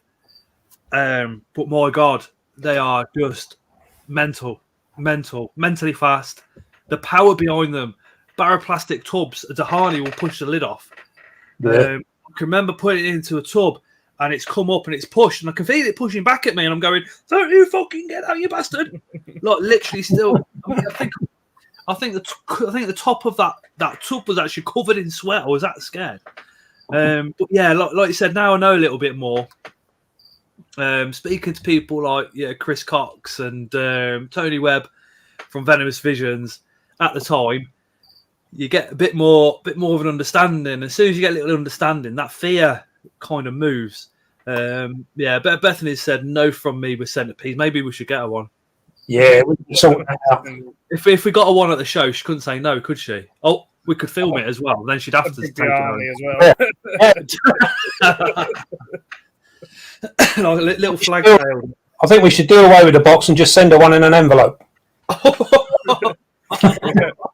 been there's an AES show, and someone bought a centipede there, probably from Tony, possibly. Actually, no, I don't think he does that show. And went up to another seller because he asked Graham and Janice Smith, man, wolves at the same time, like, oh, have you got centipedes? They're like, no, we don't deal in them, but there's some here. You know, go to that seller. And they came and just went, look, I've got one, just had it in their hand. They're like, stick that back in that tub. Yeah. Came back later and they're like, here's some tape. And he came out and they were just doing circles around this tub, and it was all like, what's happening? It's like, it's warmed up. Yeah. You've got yourself a big ass Ziani there, and you've disturbed it. Yeah, no, they're brilliant. I love them. Oh, fantastic things. I love centipedes. Yeah. Reptile Invasions, he said no to spiders once. He did. Stuart, I do remember seeing you in the car park, mate. Hi, I hope you're doing awesome. Alipes grandiaria. Yeah, that's the flag-tailed centipede. Perfect beginners for centipede. And they're amazing because they've got like these little red pole-like structures that come off their back, and they have got what looks like they're not quite flag shaped, but yeah, that's kind of the impression. And they come off the back of the centipede, and before they bite, they clap them together like this when they get stressed. Yeah, it's really like, and it's just like awesome because you just would not expect to see a centipede like that, you know. No, that's pretty cool. And centipedes are fantastic mothers. You would like I think if centipedes were half a meter long, there wouldn't be a human race, would there? I think they're that much of an apex predator. Steve says, my E-Treg tried to kill me when I rehoused it, and for a split second I regretted buying it, but it's in a glass tank now, and it's fascinating to watch. I bought an E-Treg on Sunday, and I bought one of Venomous Vision's centipede tanks. So I hope to show you guys that in the next one. I do think he gets them from Custom Aquaria. Yeah, Matthew makes them for him. Custom Aquaria design. I'll pay 25 quid. Maybe Custom Aquaria. I don't know. Maybe they're doing cheaper. I don't know. Custom Aquaria send them about the same price. They do trade discount for Tony. But it was very nice to buy the peed and the tank at the same time. And the idea of this is it's double metal meshed, so the centipede can't bite its way out. Or if it gets through one layer of mesh, you're supposed to notice it. And then it's got like a sliding glass. So if you've got a square enclosure, the lid actually slides in, so it can't get out. And then there's another lid that goes on top of that one as well, which is pretty cool. Sounds like Fort Knox. You'd want it to be. I'm doing the show video on Thursday, what I picked up, so I'm going to whack that one in there as well. Yeah. Probably towards the end of the video, because like not everybody's massively into their centipedes, but I love them now. Oh, Absolutely love them. My large Diani in one of those tanks. I got them when Matthew first sort of designed them. He's good with glass, isn't he? Oh, he's fantastic, and I mean, he builds a lot of enclosures for a lot of zoos. Yeah. How'd you get hold of him, Phil? Because he's not online. You've got to phone him. Anything technology, he doesn't understand it. I mean, he only got a mobile phone like a couple of years ago. Crazy. Because he was always like, well, I'm either at work or at home, so why do I need a mobile phone for? I've got a phone at work and I've got a phone at home, just phone me there. The first day I got a text off him, I was like, who's this? Because it can't be Matthew. What are you on about? I'll tell you what, my mum was like that. I can always remember the first text I got off my mum and thinking, what the? Now she's in the 70s. She goes on the internet. She's got PayPal. She's got an Amazon account. She's got a lot. Joffy, Uncle Dave, have you got any scorpions? No. Well, no, I've got a flat rock scorpion. I did have a number of different ones. I got rid of them when I changed my collection over. I had a number of different bits and pieces that I weren't doing much with, so I let them all go. But I've been thinking again of getting some imperators.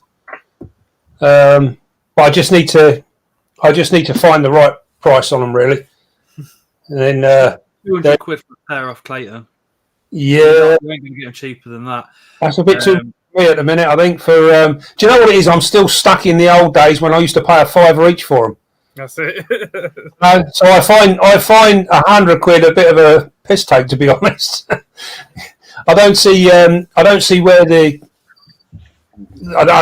don't see how they can justify that price. It's just crazy.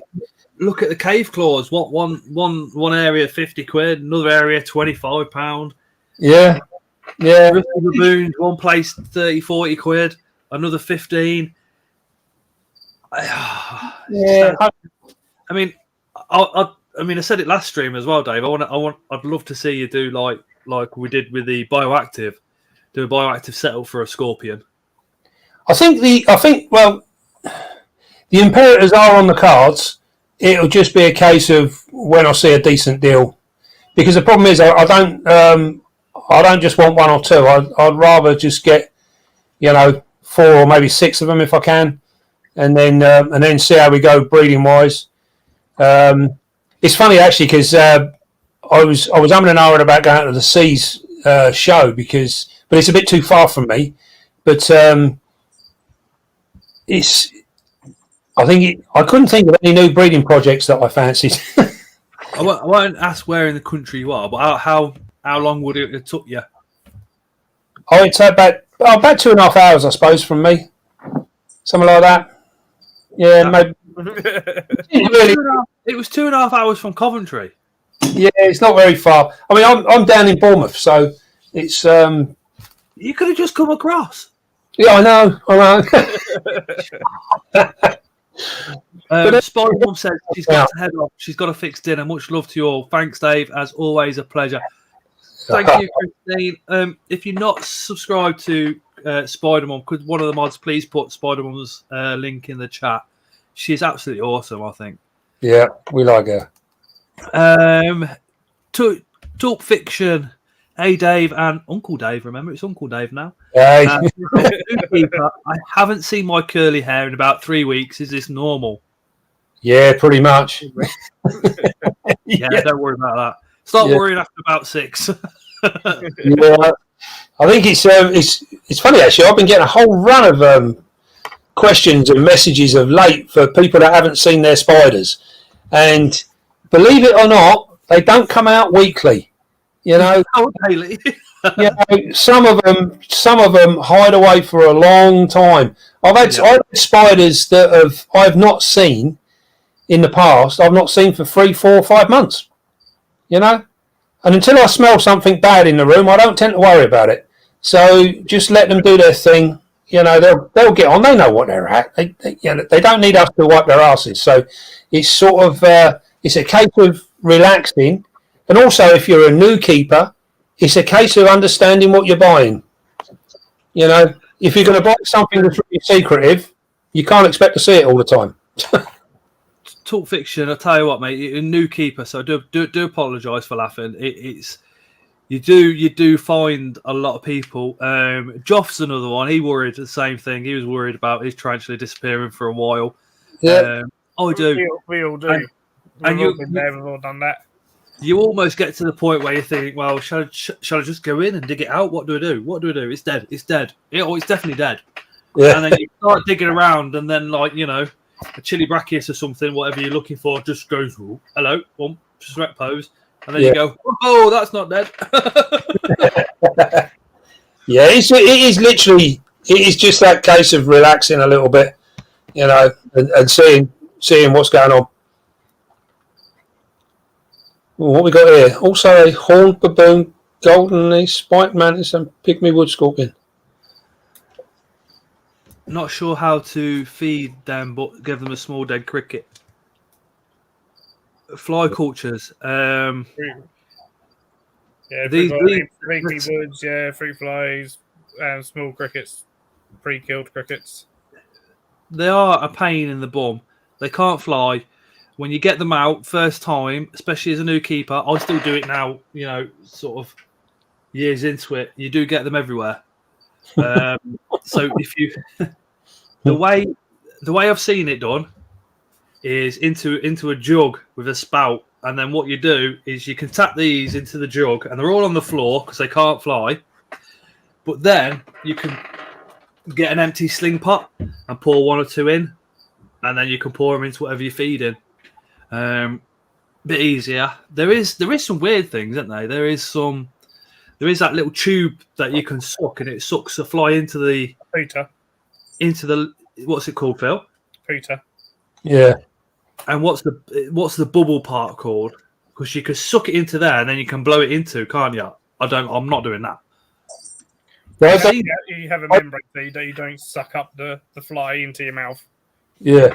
They stick in the back of your throat. Yeah, that's what they do. And I'm sure. Go pouring out your nose while you're asleep. Hey, Charlie. I'm off to bed now. Oh. I've got such a headache. I'm tired. I'm not surprised. The amount you do, Elliot, is like, I don't know how you actually make the streams. I do. Ellie's got a lot of stuff going on, especially with like her studying and potential work coming up, which we've all got fingers crossed on that one. Good night, everyone. Night, Ellie. Ta-da. Bye. Joffy says, yeah, Bethany's channel is awesome. If one of the mods wants to drop Beth's channel into the... Yeah, it's a first-class channel. It's actually it's not too many channels that I follow, but I do like her channel. She's got some cool stuff. She's growing really well as well. Really well. Yeah. It's I think this is the thing. It's it's keeping that regular sort of thing. She's very much the same all the time. So it's really good. Really good. Uncle Dave, that is just a term we use for all of the geezers we in the SA use for peeps we have a lot of respect for, says A to Z. So I'm confused. So we're cross-culturing now. Where's ZA? Where's ZA? What's that? Yeah. Be interested to hear what part of the world it is. So dirty. Mm. So Stephanie, Stefan, sorry, Stefan. Gotta start calling him Stephanie now. I'm trying to get him to do me a piercing. I've always wanted this piercing done, and then he does piercing. So I said at one of the shows we'll just do it in the car park. You know, I'm not bothered. So, can you imagine calling him Stephanie? He's going to be like, "I've got the needle, Scott." Poof. Yeah. There you go. He's going to shove some like things down your throat. Oh. Yeah, Stefan over on YouTube on Instagram, under the same name, eats some stupidly hot stuff, and I mean like all the Carolina Reaper stuff, all the peanuts that are coated in God knows what, all that. Makes his own chili sauces, all sorts. But yeah, Stefan's just put Bethany's link into the description. So if you're not subbed, go over to Bethany's channel, drop her a sub, go show the support, and probably learn a thing or two as well. Stuart Page, Jumping Spiders, 4 weeks. Comes out, says hi, says Stuart. I know. Me and Stuart had a conversation in the car park, but that was it's the best place to have a conversation because there's not many people in the car park, so you don't get distracted too much. Inside the invert show, that's where it gets a bit hectic. But if you wanna come find me, I'm normally hanging around Phil's store. Mainly because he's like my little storage area. Feels like he's like my little safe space at an invert show. So when I go round, I don't know where I am, what I'm doing, what I'm looking at. I go back and Phil's just constantly just stood there, quite happy, and that's where I normally just go.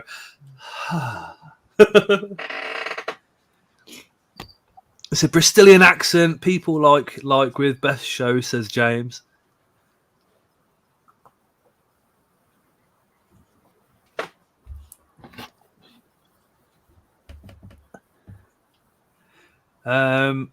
Peter Webster does piercing, says Mark Spider Guy.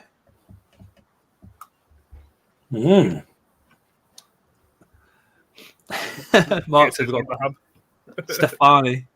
Mark Spider Guy is another channel that I watch. I love Mark because he makes you feel literally like you're chilling out in his front room with a cup of tea in your hand, listening to somebody that's been doing it for years and who's literally like yourself, Dave, going, you don't need all the fancy stuff. If you don't want all the fancy stuff, well, you can do this. And he brings you down a bit. He does. He brings you down and keeps you on a level with his videos. I love the guy. Got a lot of respect for Marky Boy. Kristens, I've got a nail gun. I can do you some piercings. Guys, listen again. No joking tonight, Dave, says Paul Crouch.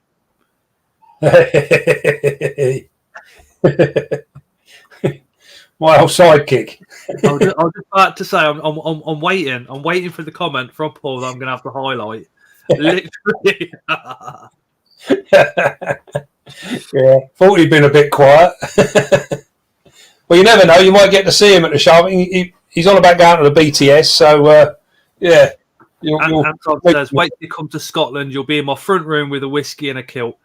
I don't drink, Anton, but I will share a very small drop with you, Sunshine. There's a Glasgow show. So I was thinking about taking the plane, but I think I'll probably just jump on the train and go up. More because like people like Anton, there's Anton who's been chatting to for nearly 2 years. It'd be awesome just to pop up, see him, say hello, and all the rest of it. And just go to a show. Well, it's Scotland. It's another country, isn't it? It's far enough away. I'll be honest, I do like Scotland. Scotland's a nice country. I won't be at the Glasgow show because all being well, I'll be in a field. Should we ask more? What? Is that Bloodstock? Time. Yeah, Bloodstock Festival. It's the same Sunday, so I'll be in the field watching bands.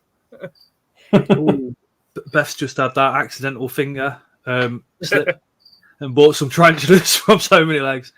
Terry used to be a piercer in a tattoo studio, says Leah.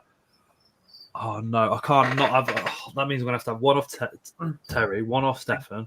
Talking of accidental finger sips on the inside, I need to actually back Andrew Smith's new DVD. I've got 2 of his DVDs. I bought them from the show. Like There's, 3 hours long. The new one. Yep. I'm literally gonna have to say to Tara, look, you know, here's some money to town. Go to Primark, my most hated shop. Go get yourself whatever it is. Make sure you're at least 3 hours. Bye. His new Kickstarter actually launched on Sunday for the Pokey DVD. Yeah, I remember watching the Man-Eaters of Savo. Yeah. That's the one I bought 3 hours long. Ago. There was a video just purely on that about 20 years ago. The Man-Eaters of Savo. Yeah. Beth's got an adult female Koran Kraken. Beautiful, beautiful spider. Bred you successfully bred them now, Dave? She's on a sack at the moment. Classy and Megaphobema robustum. We've got 2 of those. They are up there for favourite spiders. I'm not going to say they are because I'm going to upset the other ones in the room. But they are stunning spiders. Oh, hey, Moon. Hey, Moon.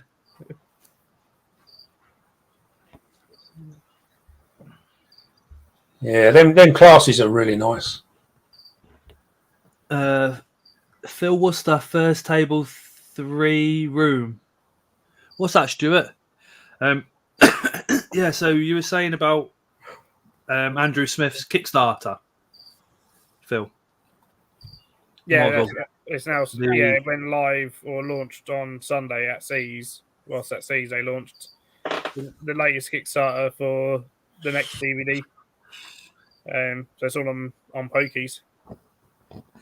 He's a retired history teacher as well, isn't he? I think that's why. Yeah. I think that's what makes him special when it comes to looking into the history, because, you know, we just go, look, you know, here's the spider and this is what we do. We're housing it and we're in the house. Andrew Smith's out there. And then he tells you, like, who discovered them, how they were discovered, what was going on. There's ones that they were found on train tracks and all sorts. And yeah, it's phenomenal.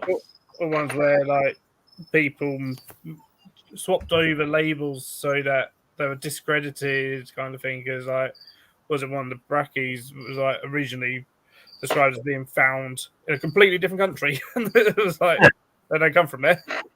Something is all because back in the museum, or whatever, someone swapped labels over just to be like, "Oh, you annoyed me. I'm gonna send people in the wrong direction." That is, yeah. It's like, Andrew Smith that I first read. Well, I think it was one of his YouTube videos actually, where he's sitting in his chair in his room, you know, all the bookcases and everything else going on, and he pulled out this picture, and on this picture showed you a salmon pink next to a bird, and he said this is the reason people think they're a bird-eating spider. That yeah. and then he went in. The original painting was an Avic. Was it an Avic? Yeah. And then he went into saying, like, you know, the sailors, when they, like, explorers back then needed to come back with horrific stories so they'd get funding to be able to go out and discover more. That was the first time I was like, so my salmon pink doesn't eat birds? You know, and that... Canaries. Yeah, literally, you're off to the pet shop to buy canaries for your tarantula. Yeah, and then it's just become a common name. It's like common names are just much of a muchness and don't really mean much necessarily. That project says his Uncle Dave now, Scott. Yeah.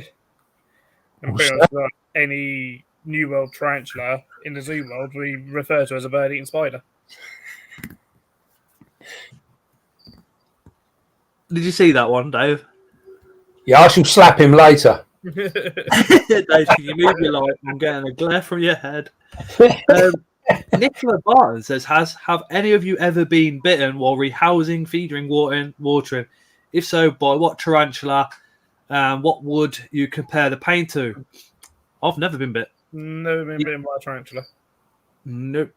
Been bitten by a dog. Never a tarantula. The only spider I've ever been bitten by is a jumping spider. House spider. I've been bitten by a Hylas diardi. Wow. But it's purely because it jumped down the enclosure and I just grabbed it. So it bit me. I was just if I don't grab it, I'm going to lose it. So I grabbed it and it bit me. But it's fine. Yeah. I've never been bitten. Otherwise, yeah, never been bitten by any tarantula, stung by a scorpion, or certainly never been bitten by a centipede. Nah. I think if you're just generally sensible and careful, there is no reason to get bitten. That's it. Yeah. You know. The Tokay. No, the Tokay's never been because he's a bugger, and when I go in there, he will give it this. He's in a bioactive, so I'll go in there once in a blue moon to clean, just top up food, and that's it. I'll just leave him alone. He's a grumpy sod, so I just leave him in there. I used to have them loose in my reptile room. Yeah, we have them free range and at the zoo. Yeah, That's it. Yeah, they used to breed in there, and they used to just mop up all the crickets that were running about, and then I used to keep down in an open air tank that was an old reef tank, what they keep corals in. So it was only about 18 inches high, but it was like 4 foot by 4 foot, I think it was. Was it shop display one?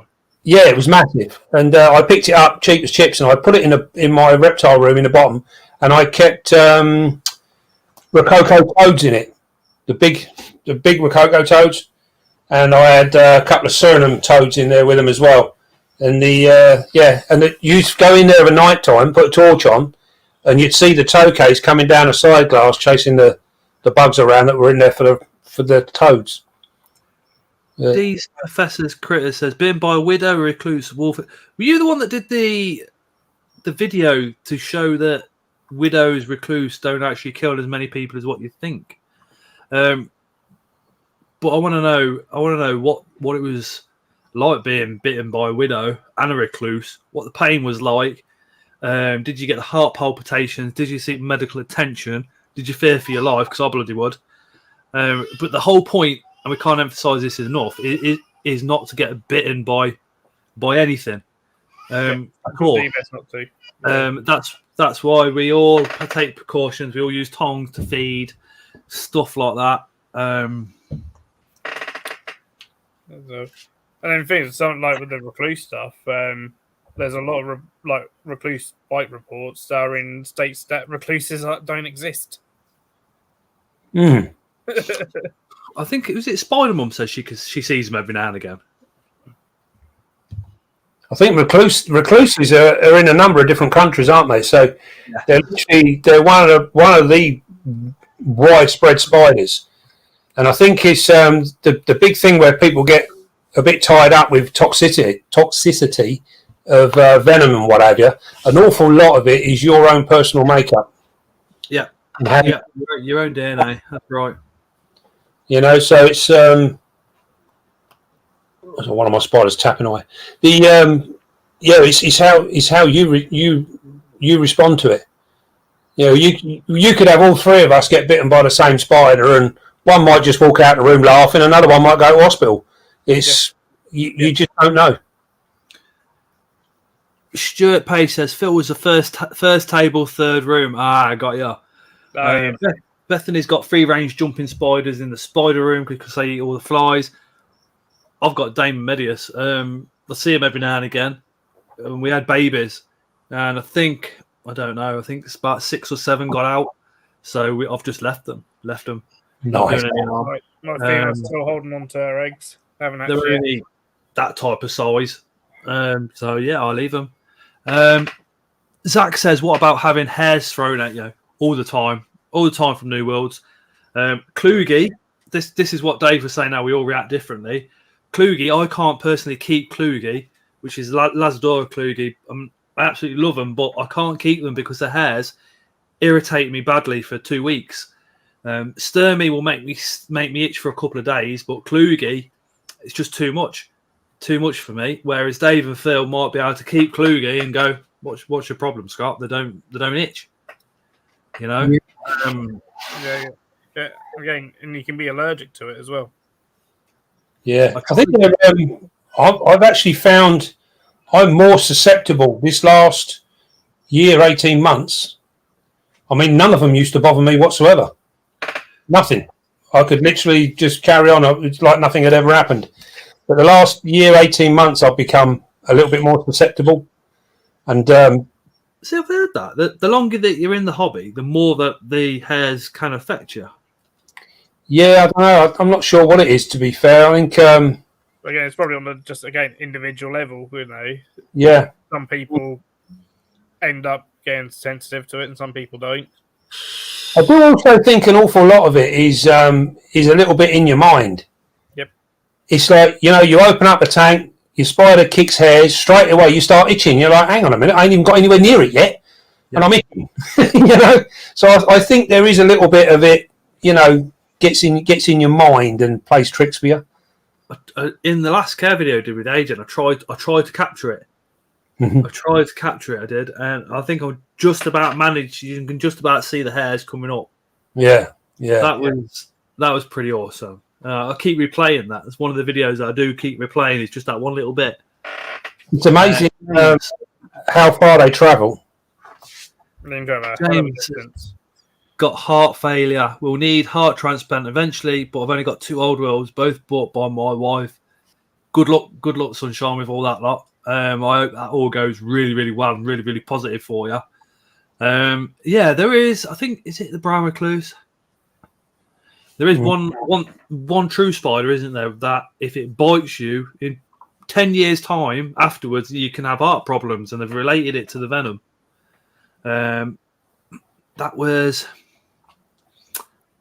oh god, that I actually watched Coyote, whatever his name is. Okay, Peterson. Oh yeah, and that was in one of his things, and that was the only thing where I thought, oh, that's pretty interesting. The rest of it was just pure crap in my mind, but that bit was it seemed to be interesting. Yeah, there's little moments where it's like, okay, that's actually really good information. I'll be back. Wade through a lot of no worries. Get to the good Mark information. says he needs a Sturmy. I know somebody that's got slings, that's selling slings, Mark.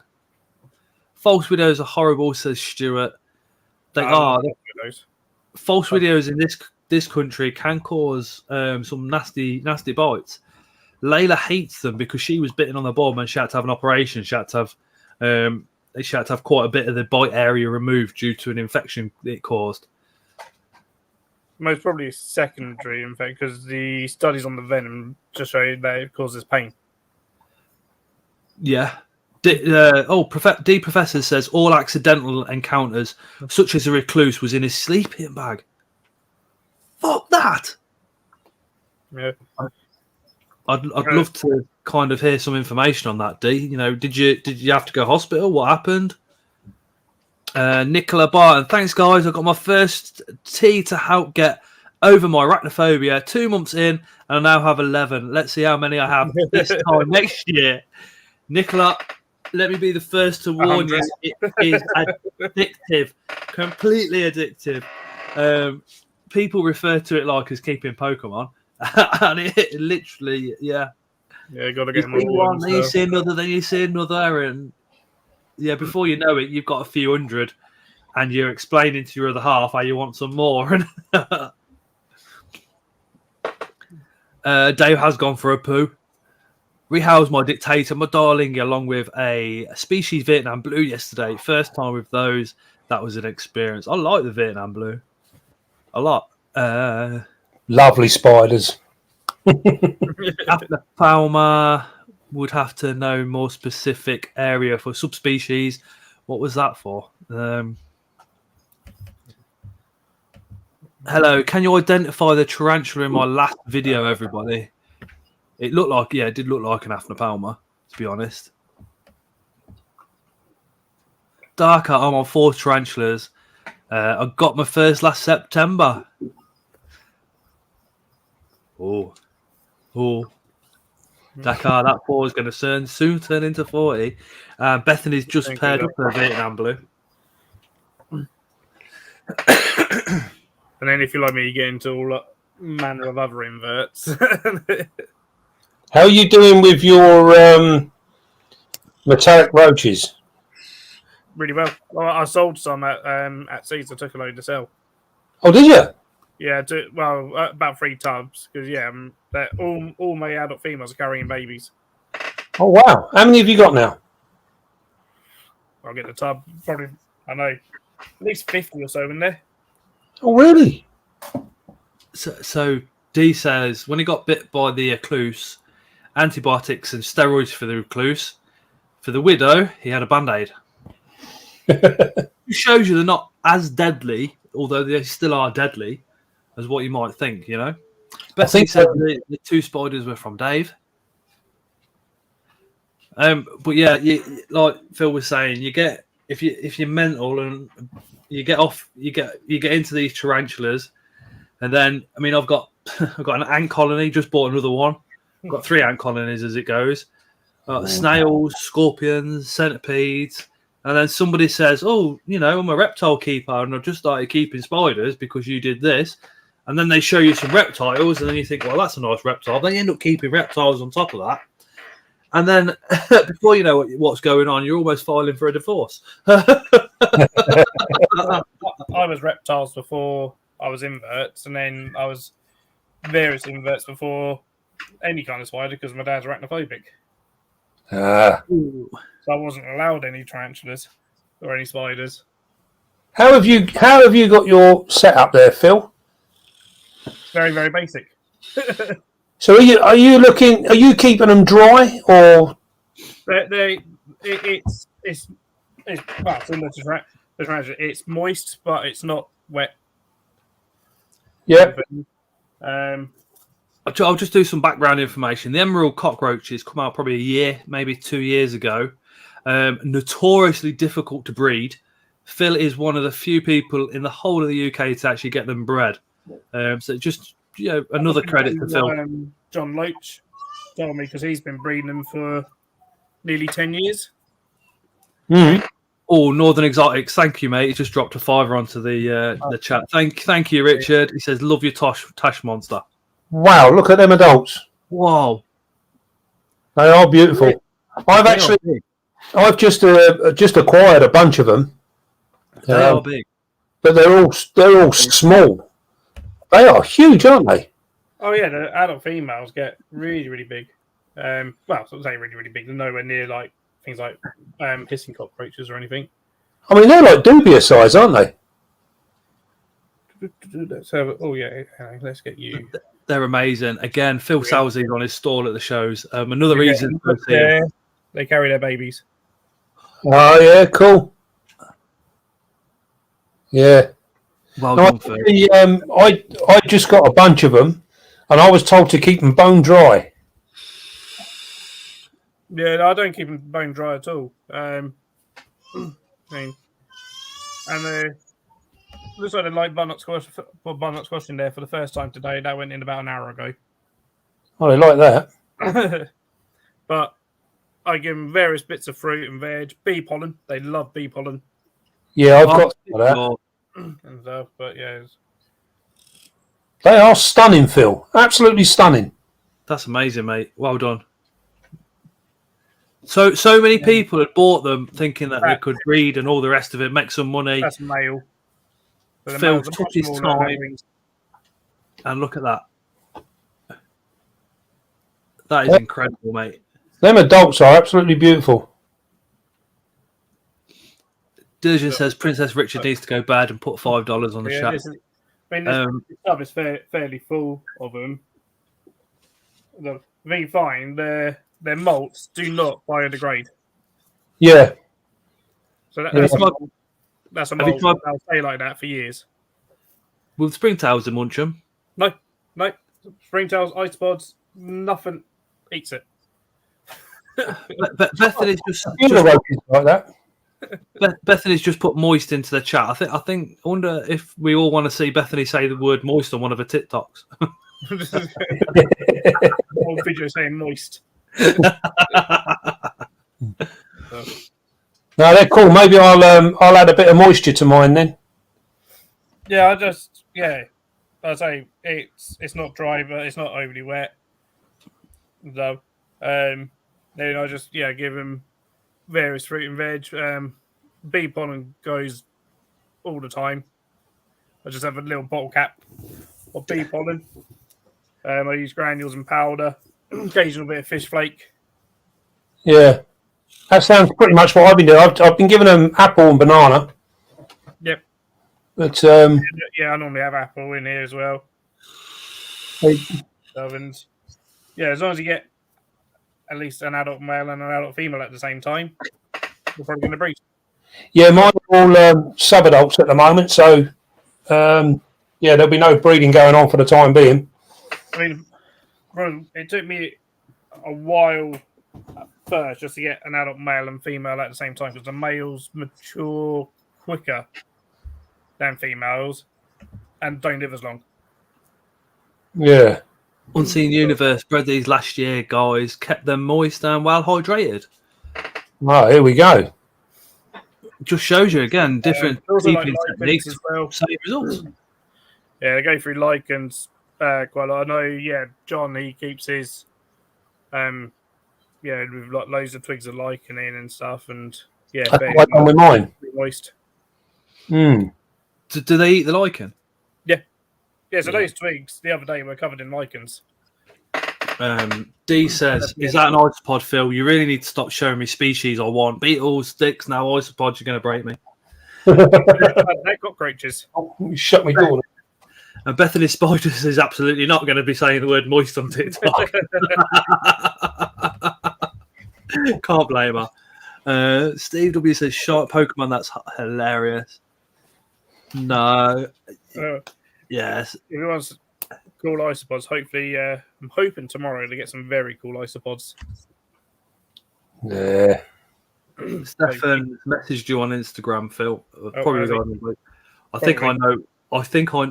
know Phil personally is a very good friend, so I think I know what isopods he's getting. If you just pop the video out, and if he does successfully breeding those, everybody needs to be hooking up with this guy. Trust me.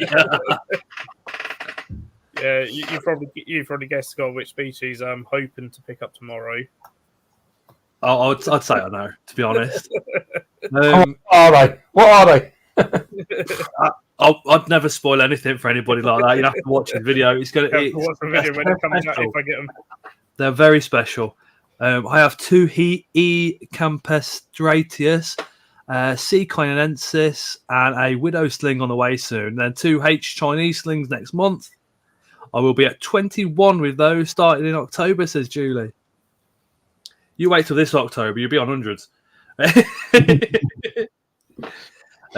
Unseen Universe said they feed theirs predominantly on bee pollen mixed with a variety of other nutrients mixed in. I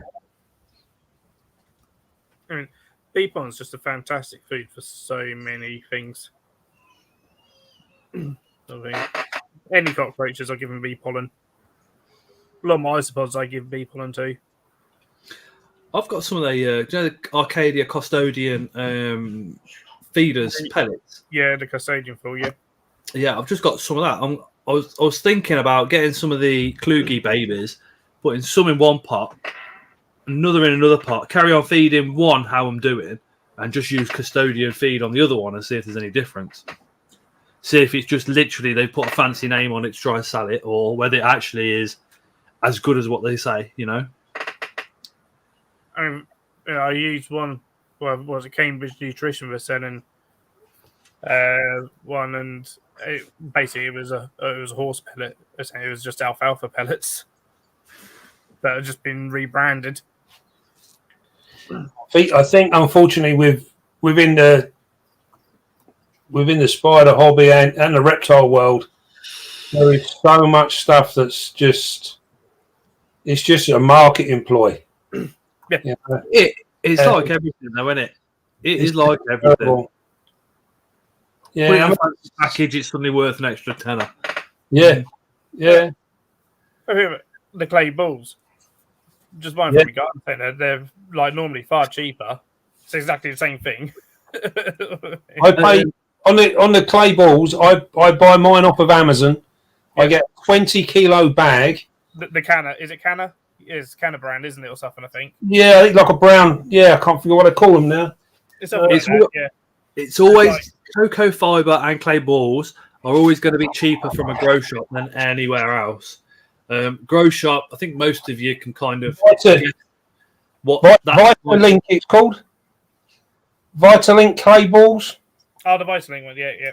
Yeah, and I think they're about 17 quid for 20-kilo sack, something like that.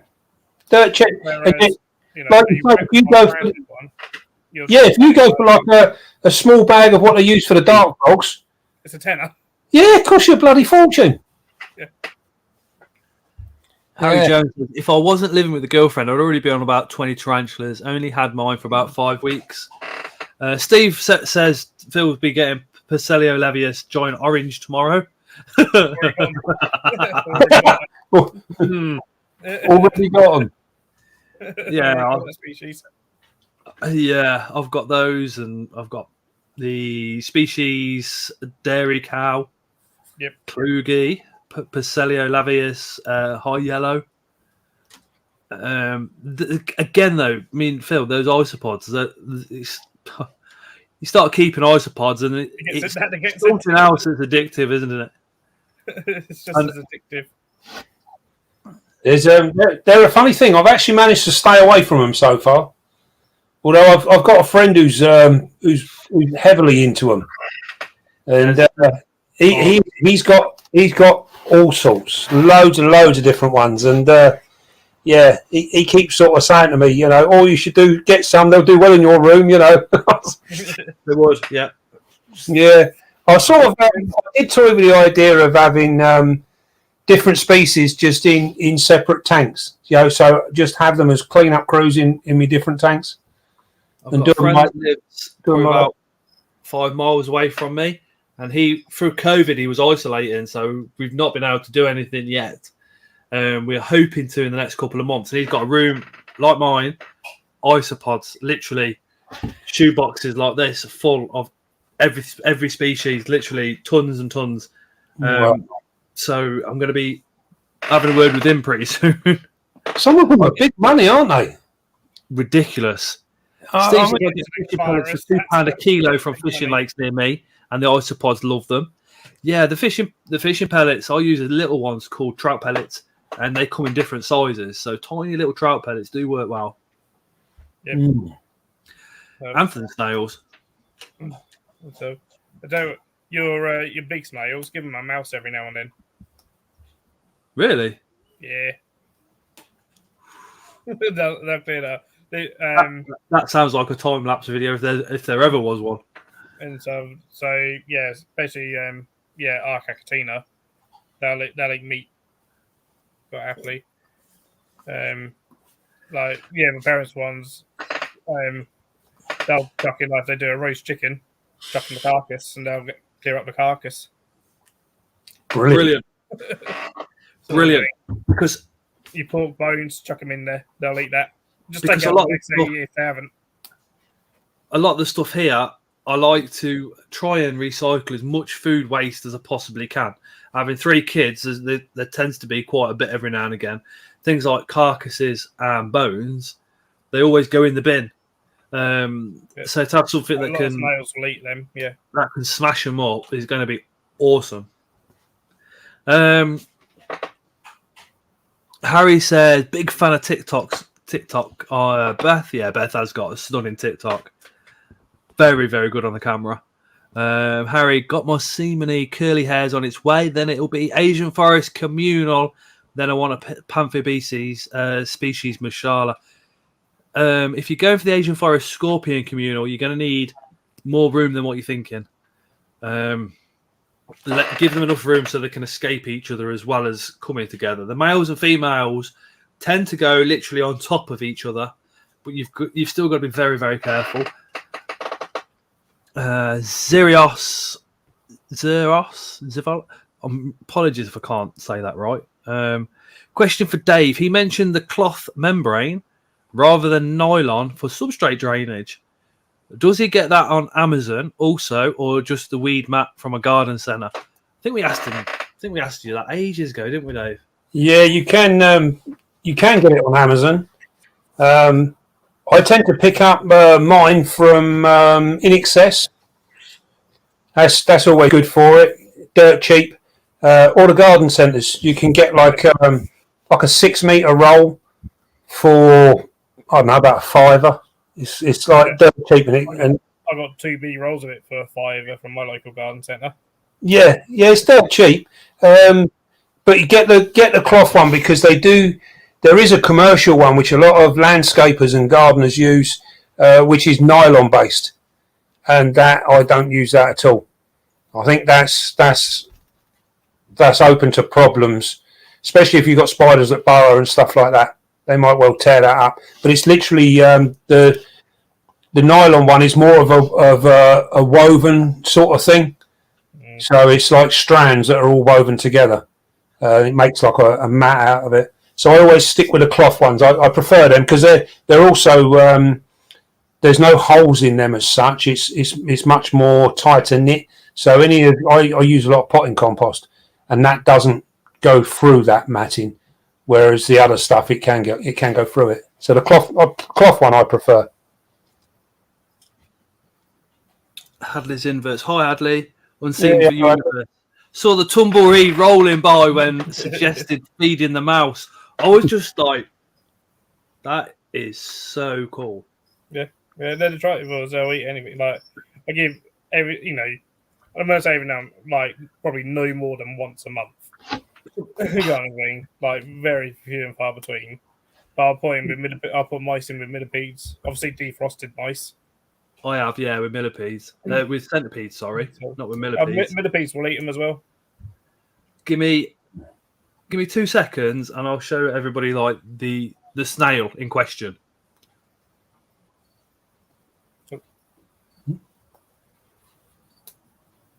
I don't look like it. He just disappeared. Okay. Yeah. He's obviously got to find one. What's that? What tea's in your collection? Your favourite and why? Favourite? Oh bloody hell! It's always a difficult one. Joe, I think my probably my favourite is probably my Kraken. She's a bit of an old time one. Look at that.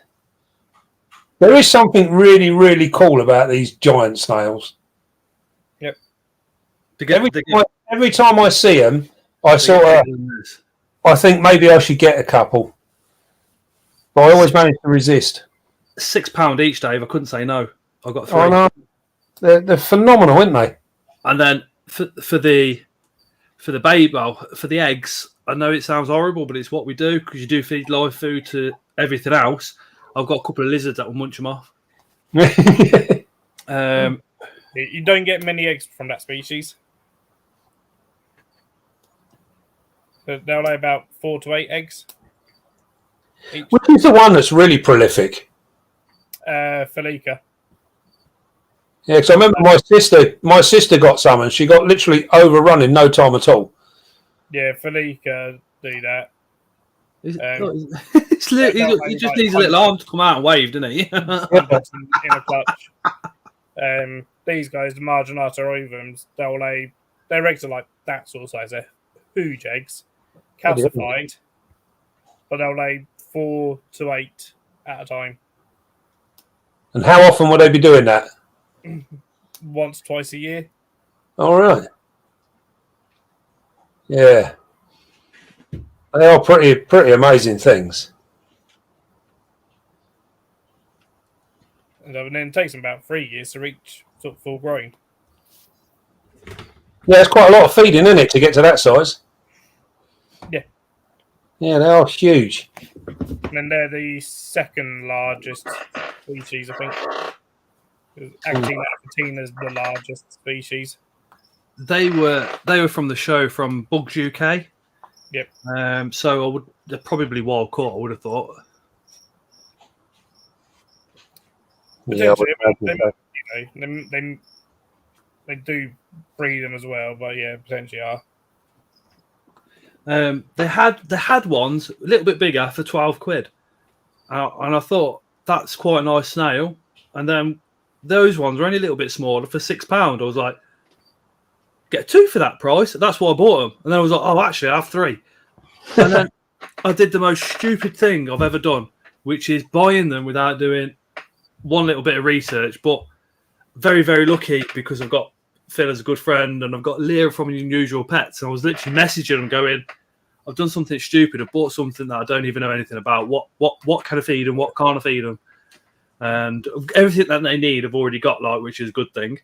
Yeah. They also like it a little bit warmer than a lot of snails as well. Some more sort of 26, 27. Mm. So they're going about 18, 20 is fine. Yeah, those guys they'll be fine at like 18, 20, but 26 to 27 is what they do like. Just need some garlic, Scott. Nom nom nom, says Paul. I want 3 scorpions in communal, 45 by 45 by 60. Yeah, that's more than enough room. Unseen Universe says, looking forward to the order from you, Dave. Whoa, yeah, we've had a lot going out the last couple of days. Any idea on the common name of the snails? I took a picture of the actual name. It's just giant African land snail. It's one of those names that there's like 20 or so species with the same name. Yeah, I don't think they actually gave me one. We at a zoo we've labelled up as West African land snail because they're West African. But I've got a species of snail that's technically a giant African land snail and it's out of that size. No, large ovum, and they've got them marked up as snail. So they have obviously thought the same as Phil and said, well, there's far too many species with the same common name to. If it's a land snail in Africa, it's a giant African land snail in the UK. So, which leads tiger land snails are the biggest 10-inch shells, mate. The ones that I've got are literally about 10-inch. The XLs, what they were selling, were massive. I'll give fish to theirs. Yeah, fish. Yeah. Good night, 8 projects.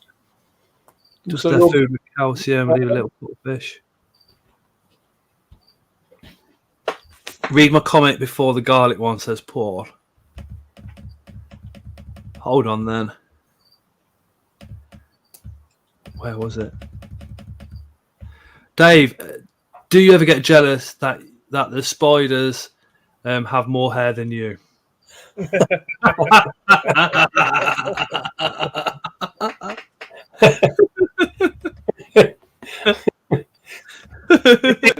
This is one bald fella talking to another.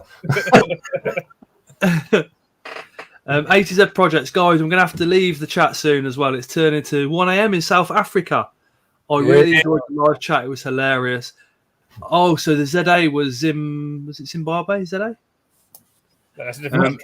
A to Z projects. Thank you so much for watching from all the way from South Africa. That's incredible. Cool. Is Malawi South Africa, if I remember right? No. Tanganyika. You're thinking fish again. I am. Victoria. Harry says, question for Phil.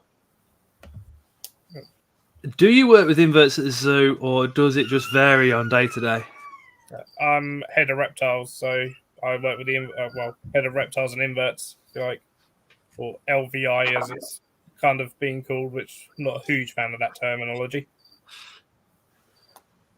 So, but that's the sort of the modern term of calling it now, which is lower vertebrates and invertebrates. God. Isn't it funny, though, as time goes on, everything has to be renamed? You know, you get a new marketing manager in, and all of a sudden, we can't call it the reptile house anymore. It's going to have to be called something else. I mean, luckily we don't subscribe to that, so I'm just like, technically I'm head of West section, but to make it simpler, I'm head of reptiles. But there's other things in there, so it's the inverts, a few birds, mammals, and aquatics. But yeah, you go to some of the bigger zoos, and it's LVI, it's lower vert, and so like, why are we calling them lower vertebrates? It just makes them sound like they're stupid. They're intelligent, they're lower, they're below mammals, and it's like they're not. Yeah. Harry Jones says, thanks, Phil. Very impressive. Stuart says, wow. Yeah, Phil, give Phil a subscription. If one of the mods could just drop Phil's channel down into the description, make sure you go give him a subscription. If you have the pleasure of sort of having him on your Facebook as well, he is literally a man mountain of pure animal knowledge, and top guy. Especially, if you see him at the shows, go say hello.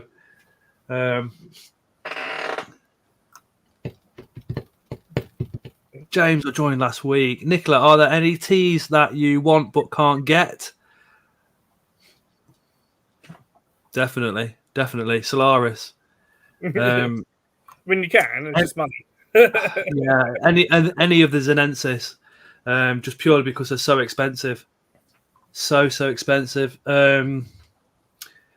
Galapagos Sinensis on the Centipedes, again, another one that's really, really expensive that I really, really would like adore to own. Why they're so expensive is beyond me. But yeah, you take 200 quid to a show, and if there's a Zenensis for 200 quid, you're not going to buy it because there's so many other things that are there for like quarter of the price that you can get. Yeah, and you do that instead of buying the Zenensis. Maybe one day. I think as time goes on, and you've had so many different bits and pieces in the past, you then start looking for them key ones, don't you? So you sort of after a while you're like, right, yeah. I think everyone goes through a time where they start to streamline their collection. We need Dave to start breeding the Zenensis. That would be awesome. I've been offered some Solaris. Yeah, I did toy with the idea, but yeah, we'll see. Stuart, do you want to put a link to your TikTok into the comments as well? Yeah. Oh, Lupin's gone into media. Lewis, can I nip round yours and come and film it? He's only in Coventry. Anton's back. Whilst he's distracted, just walk out with it. Gordon says, "Hi Dave, are you going to this show in March?" March. Which one's in March? Barnsley, I think. I doubt it. Barnsley. No, I'm thinking. My next show was going to be the BTS, but then everyone's been saying about Taunton at the end of this month, and I'm tempted to do that one. I might just do that one. Bethany's going. We're all going, which will be me, Phil. I'm probably not going. Yes, you are. Mark the Spider Guy. Leah from Unusual Pets. Happy Ant will be there. Hopefully, Ellie will be there. Yeah, I shall probably go. I think I watched your video from the Seas one. I got the impression was I thought the Sea show. I've never been to that one, but I thought it was a lot bigger. It didn't look so big in your video. It was bigger than. There's 3 rooms.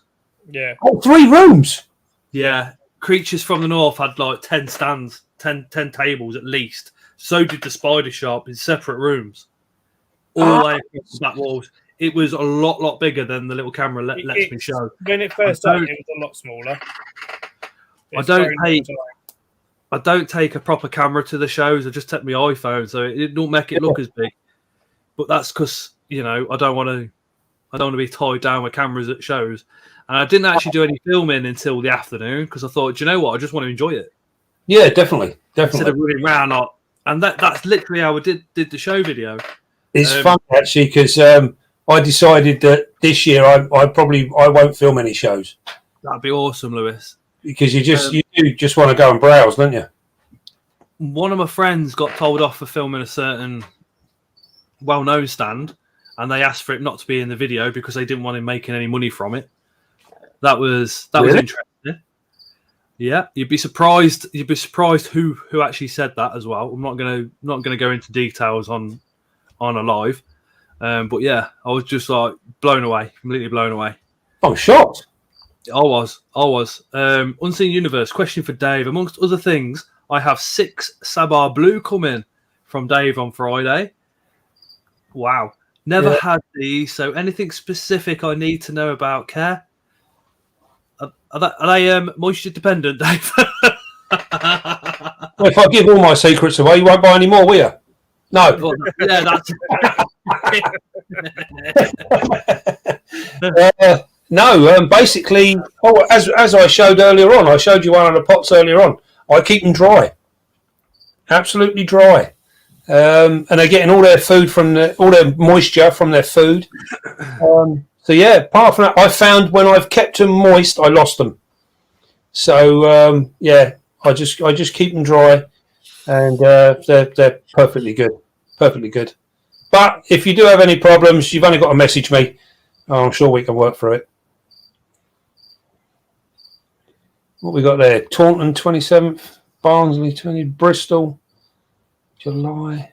Bedford. I love Bedford. Bedford's a brilliant show. Bedford's my local one. Well, yeah, my most local one. It's only an hour away. See, where are you based, Phil? Cambridgeshire, Hertfordshire. Oh, Cambridgeshire. Oh, yeah, not far away. Yeah, literally about 6 miles south of Cambridge, just on the Cambridgeshire-Hertfordshire border. Yeah. Yeah.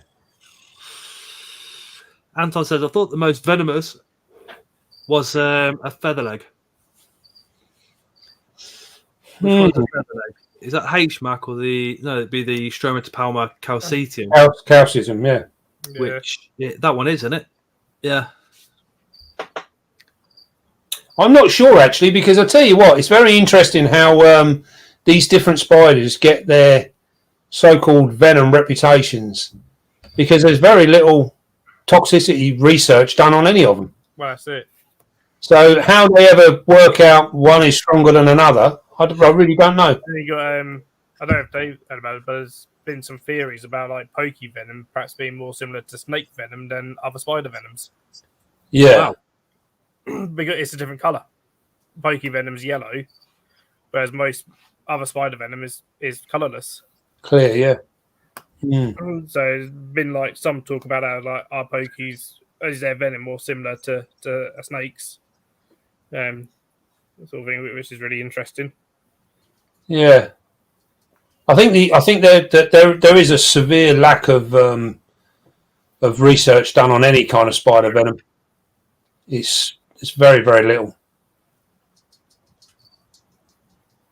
Something's tapping in my room. I can hear it. Stop now. Something's become mature, isn't it? It might be the Shidotti. Oh, that'd be nice. Have we all been doing much in the way of breeding? I know we've been flat out here, I think. Yeah, just had the Centipedes egg sac. Still waiting on a vegan sac. The Cobalt Blue, the Lividus sac. Still waiting for that to come out. And the Incy Gold.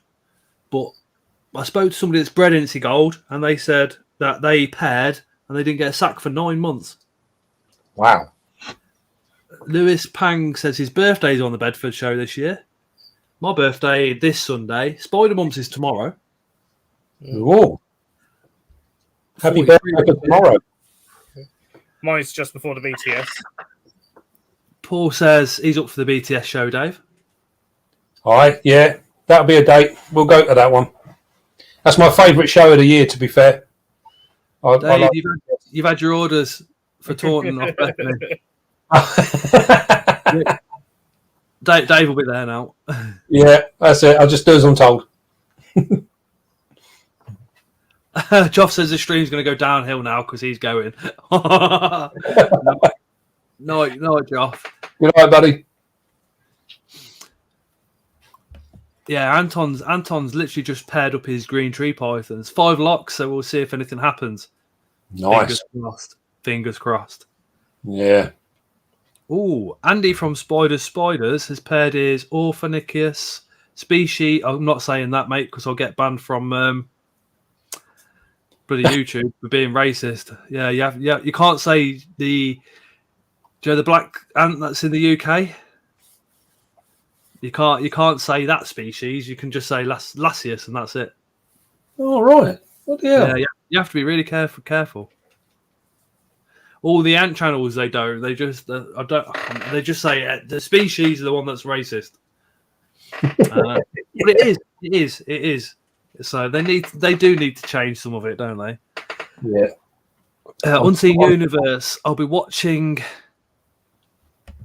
the earlier part of the live tomorrow. Yeah, cheers, man. I thought as much. Thank you, dude. Yeah, I'm still tempted to go for the leaf cutter ants. I really fancy that. The leaf cutters are cool. £135 from Ants HQ. Yeah, that's not bad, is it? Acromymex.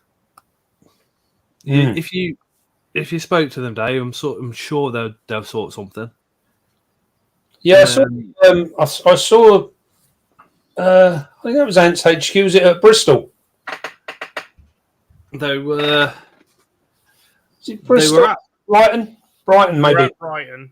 Yeah, it might have been Brighton.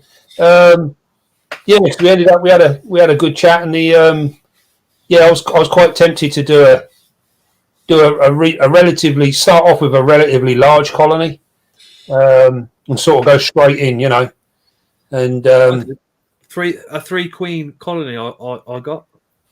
Did you? Mimrica ruginodis. And how many ants did you have with that colony? Probably about 300. Yeah. If not more. Put them in a bioactive. Well, it weren't bioactive. It was pseudo naturalistic, as Phil would say. Yeah. And that now they've been going a few months now. So I'd say it's bioactive now. Yeah. The mistake that I made with them is I put Porcellio species dairy cow in with them. And the dairy cows have absolutely exploded. So I've got to pick loads out. They don't affect the ants don't affect those. It's just part of the cleanup crew. But I find if I put something dead in, it's the isopods that get there before the ants. So I've got to take out a lot of those.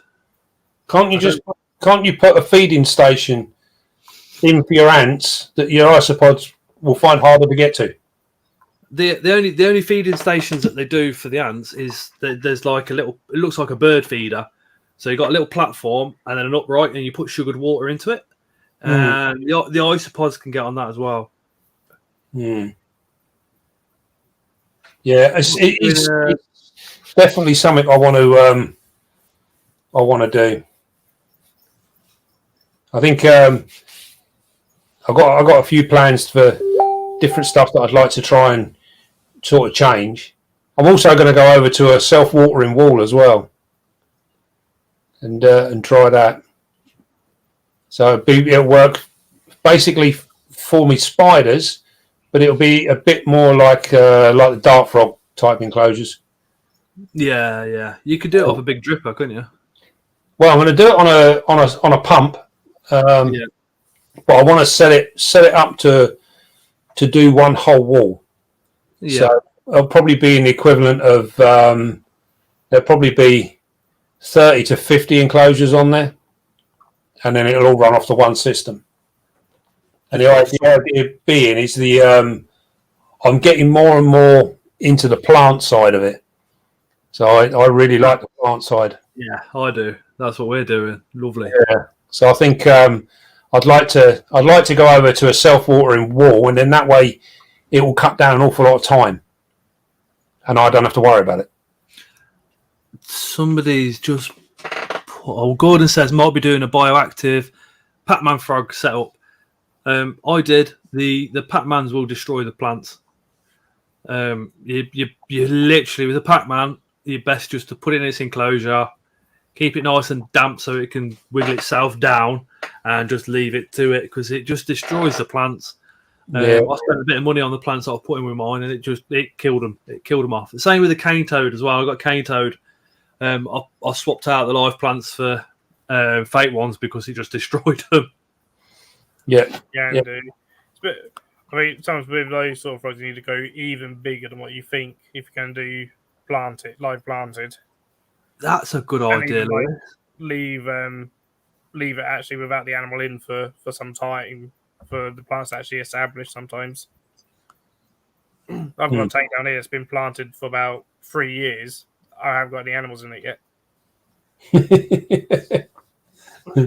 Lewis says the isopods can't climb glass. So going back to the ants, if I put a feeding station up on the glass, they're not going to get. That is brilliant. Didn't even think of that. Did not even think about that. That's what we were just talking about, wasn't it? Yeah, and the ants they can climb the glass. Yeah, but then you can also leave a stick going from one place to another. The isopods would climb that though, wouldn't they? Your ants will make use of it, but your isopods, if they can't get to it.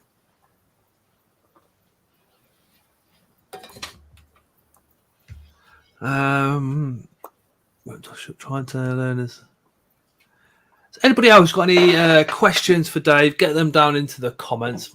We'll ask away what is with us. Yeah, because I mean, I like putting the food in with the ants and watching the ants swarm the food. Sometimes it can take good 15, 20 minutes for the signals to get through the colony, and then you can see them just slowly coming out, and then the next thing the whole thing's covered, and that is just like what? And I always forget. I always go to film it, and I end up just watching it instead of filming it every single time. Yeah, I think it's when years ago when I was at the zoo, we had an ant colony there, and that literally went from a display, like a public display, and came in back behind the scenes, and then went back down underneath, and we had our colonies under there, and we used to just keep them in like a moated water feature in the bottom. The only downside to that was you always had to. We had to make sure we cleaned the filter every morning, because if your filter blocked and then you lost that water movement, the little buggers were off. They soon raft over. Yeah. Right, let's go. It's amazingly quick how they sort of they realise the water's not moving anymore. Yeah. Or like we have ropes suspended by wire that we grease up the wire so it can't go. But after a while, if you're not on top of the game and making sure that wire's greased, and you miss it one day or whatever, boom, they're off. Yeah. It's amazing how intelligent these little creatures of ours are, isn't it? They're super intelligent as a group. I found like a couple of years ago, leaf cutters in like the stick insect enclosures, nicking all the stick insect leaves. And so they'll just make trails. But Andrew Stevenson, he found one. They'd because he's the main guy who he supplies everyone with leaf cutter ants. They all come through him. And in his sheds, he just came back from Trinidad on a collecting trip, and he found trails in his garden where leaf cutters had got out, and they're going across his garden to collect leaves and go back. Wow! So found all these trails in the grass, but they'd all been trying to realize like, what's happened here? Is like, oh, okay. I remember once we had a bit of a breakout with our colony, and they'd set up home underneath the bench, but somewhere where they shouldn't have been. Yep. And we didn't realise that they'd done it. We just didn't notice. And then one day we were like looking, and it was like, where the bloody hell the ants are quiet today? And and they'd literally pretty much left home and all disappeared down this side bit. And I think if I remember, they got between two boards underneath the bench, you know, and we couldn't even work out how they'd managed to do it. It took a little while to suss out where they'd gone from, but it's almost like they kept the Great Escape quiet until the last moment, and then they made a mass exodus, you know. Yeah, they do. They do. It's incredible stuff. And there's ones that put them in their restaurant. Mm-hmm. So they were told they won't escape. Don't worry about it. They put feeding stations on the tables, Yeah. so they could have their meal and watch leaf cut rounds. Oh, Phil, we've had the question. There's a tarantula behind you. We always got a question. The one on the wall. That's what it says, just to see how many people go, hang on, you've got one loose. Dee's professor says, Dave, do you catch much grief for the natural way you keep tarantulas? Years ago, I caught tons for using wild collected enclosure items. I have. I've had a bit of grief for that. Yeah, I think it's funny actually because since I've had the channel, I took a lot of flack in the early days, sort of 18 months ago, and then I think as time's gone on, it's got less and less. And there was a lot of people that were like diehards, and you know, you don't know what you're doing, and all this sort of rubbish, you know. And I say the same to everybody, you know. I'm not telling you to do it. You know, I like it. It works for me. It's up to you. You know, I don't really care. But but yeah, I think now over the last 18 months, there's been so many people that have followed and done the same thing, and they're not getting any trouble. They're not getting any problems. You know, and it's working out. So there's less and less grief now compared to what there was, and I think people are starting to change their ideas and their theories and all this sort of stuff. One of the biggest things I find most amusing is when people are worrying about things like the potting compost. You know, what potting compost can I use? You know, and if you think about it in a logical sense, the most dangerous thing to your spider is pesticides. Who puts pesticides in their potting compost? Nobody. You know, It's not in there. You know, because most of them pesticides are bad for plants as well. So, you know, they're not in there. You might get the odd herbicide.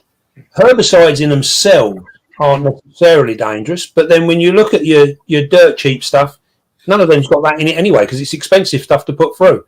So it's, you know, a lot of it's sort of common sense. And I think it come back to what we started the evening out with the humidity and things, is people overthink an awful lot.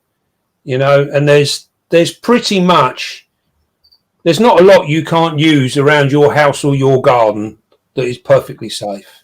You know, it doesn't need a fancy wrapper or, you know, one of the big names tattooed all over it.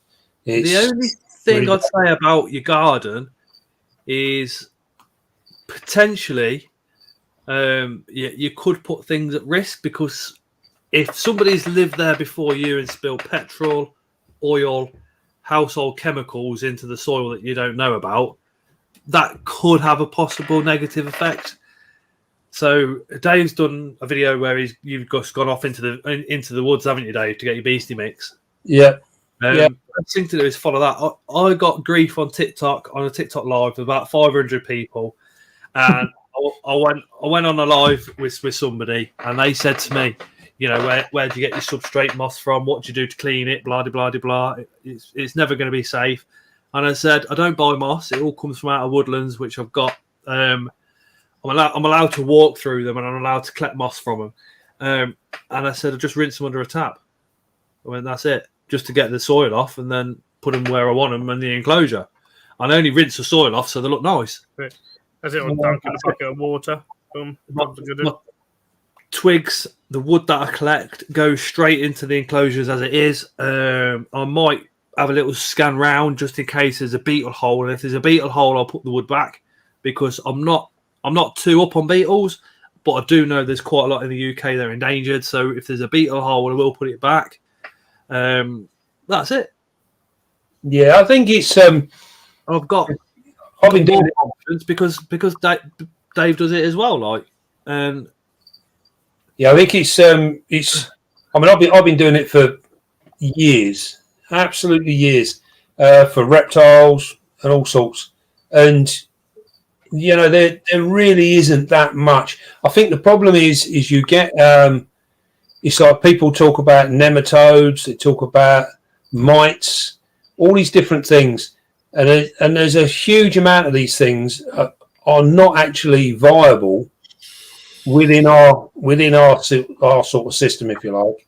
When you come down to some like beetles, you know, we haven't even got that many large beetles that will cause problems to a good sized tarantula. All I always say is just be very careful, and this goes for your isopods as well. Be very careful if you're going to keep isopods in with small slings, because you will end up in trouble when that sling molts. That isopod will munch him, given half a chance. Especially for celio species, like especially dairy cows. I've seen evidence of dairy cows eating frogs. Yeah. Dairy cows will take out another colony of your isopods pretty easily. They did me. Yeah. I'm just thinking about us taking things out of the woods, stuff like that. If you go into a pet shop, they'll have a piece of timber that's reptile ready, and it'll be 20 quid. Mm. If they turn around to you and said, you can use something out of the woods, they've lost money. It's just like people that companies, that sells the substrates. If they said at any point, oh, you can use things out of the woods, it's completely fine, there's no reason for them to even have their company. So people that work there are going to be very active in groups saying, no, you need to use this type of substrate. That's like bags of leaf litter. People that sell leaf litter, they've just gone out and collected it, and then they're just selling it. So much. So much. There's been a few now at the shows, haven't there, where they're literally selling A4 sheets of moss. Yeah, for a tenner in a polystyrene box. I saw that and I was like, are you fucking serious? Yeah.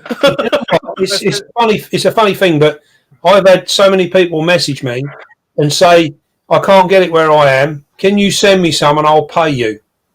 And I can't do it. It's like, you know, I sort of sit there and think, all right, you know, I've got to spend the time to go out and get it or whatever. But how on earth do you put a price on something that you got for nothing? It's just crazy. Yeah. You've got to have it. Yeah. You know, we want society wants everything convenient. Yeah. It's more convenient sometimes just to buy it and stuff, but we think that it's being treated somehow, and it's like most of the time it hasn't. Most bark is stored outside. Yeah. If you've got kids, what a better way to spend an afternoon out in the woods with them. Yeah, go for a walk and collect some stuff. Not in front of computers, nothing like that. Just out, like actually in nature. Yeah, you know, skimming stones, just poo sticks and having little stick races on bridges that go over water and stuff like that. You know, what an amazing afternoon you could have. I think it's a whole different it's a whole different era now, isn't it? I know when I was young and everything. One, there wasn't so much commercial stuff, but also there weren't the money either. So we couldn't afford to buy half these things. So, the only way you could do it was to go out and make your own. You go out and you find your own branches and sticks and all this sort of stuff. And if you think about it, I mean, it's crazy, really. But, the zoos have been doing this for years. Yeah. Deep Professor says, thanks, Dave. The main reason I dropped off the forums is because keeping them similar to you for decades. And it's great to see somebody else that's doing it that way too. I must admit, prior to watching you, Dave, I wouldn't put so much moss in. Now I do. Because, again, I understand that humidity being trapped in the soil. But then if you've got the green moss and a tarantula goes walking across it, the tarantula just pops. They look even better. They look stunning, don't they? They look even better. And the amount of comments I see on your pictures saying, tarantula looks like amazing. And it's the moss that kicks it off every single time. Yeah. And some nice green moss really just elevates an enclosure. Yeah. No, it's really lush. You know, that's half the thing. I mean, the moss is one of the main reasons I want to go over to a self-watering wall, is because I want to be able to maintain it better. I mean, at the moment, I do all right with it. You know, 9 times out of 10, it does well. I still get the odd tank that dies back, and I can't quite work out because one either side of it is doing fine. You know, so why is this one bloody dying? I don't get it. So it's yeah, but it's that's all part of the fun. You know, is learning it and doing it. Misting systems out there, Dave. But I think if you combine one of the misting systems with an aquarium sump filter, pump, sorry, I reckon you'd smash it. Yeah. I think you need to get the pressure up if you're going to do 50, don't you? Oh God, yeah. I mean, I've got plans to change a whole wall, so it's sort of it probably won't really come into fruition until the end of this year, beginning of next year, I should think, because I've got to get all the tanks made and all that bits and pieces. But it's it's going to be a good project. But we're looking at just spraying each tank, because I'm not a lover of spraying tanks, so this is going to go a little bit against a lot of what I do, but we're looking at spraying a tank for literally like 5 seconds in 24 hours. That is it. Paul Crouch says, which is obviously one of your good friends, says, my cousin Dave, who's now a scientist, studied the wood ants in the New Forest and also jumping ants and bullet ants in the home environments. That must have been awesome. I'd love to see them. The wood ants in the New Forest. You want to see the size of some of them? Exactly. Yeah, you get some of them big old soldiers, and they're a huge ant, and they make massive nests as well. Dave, obviously you're still working full time, aren't you? I am, yeah. Do you reckon your channel is getting to the point where you can retire? Oh, I wish. Yeah. The reason I ask is because as soon as you've got more time to spend in that spider room and get these ideas into place, is going to be like turning events, I think. I mean, I've thought about putting a misting system across like 3 or 4 enclosures, but to put them across 50 would be amazing to see. But yeah. Well, misting, they're probably the best sort of misting system, or one of the best systems out there, and they can do quite a number of enclosures with one plug. Yeah, I think they got their top pump will do 100 odd nozzles. Yeah. So, you know, you can sort of like go from there, and I think it's the beauty of it is I can set up a whole wall, so I can do all of my arboreal stuff, and literally do it off of one small sump.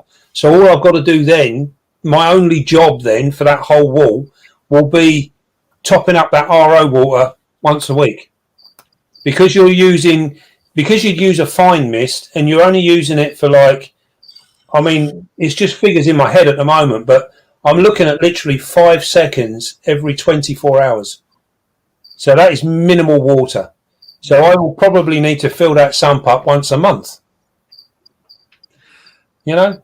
And you think of all the time it saves, plus the fact you're guaranteeing that your plants and everything else are getting it regularly to the point where you don't have to worry about them. And then all I would need to do then is every so often spot feed the plants. Yeah. You know, so any that are sort of going a little bit downhill or whatever, I can literally feed them directly, and then that, you know, it won't take long. It's all about, I find my whole room is all about time management, and the easiest and simplest way that I can achieve the end results that I need, because then the more time I save doing feeding, watering, cleaning, all that sort of jazz, the more time I've got to put aside for pairing, breeding, all that sort of thing, you know. Cindy Edge says, Dave is the reason I have 2 T's. That's like. Anton says, Scott's the reason I have 2 and I'm still scared of him. The professor says blame Scott, Anton. We do get some stick, don't we, Anton? Dave, Phil. Because Anton decided to go straight into getting an HMAC and a calcetium. But to be fair to him, though, he's got a lot of experience in keeping things like green tree pythons and things that move quick. And that was it. I feed dead mantis carcasses to my isopods, says Stuart. Yep. I do that. Yeah. Yes. Again, Amy's back. Hi, Amy again. Oh, Lizzie's off to bed. Night, Nana's got bags of inverts and reptiles. She's lovely, Lizzie is. Lizzie, right? Do you know the water bowl, Dave? Mm-hmm. I went to see Lizzie, right? And obviously, I've got the water bottle in there, upside down like this. Cut the top off it, as you know. There's a substrate sticking out the water, and I went, it does look ugly. We could stick things to it, blah, blah, blah, blah.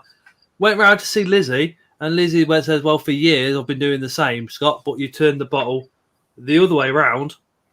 Then you can bury it in the substrate. You can dig it out and just take the top off, put the water in, and put the top back on, and then cover it back up with substrate.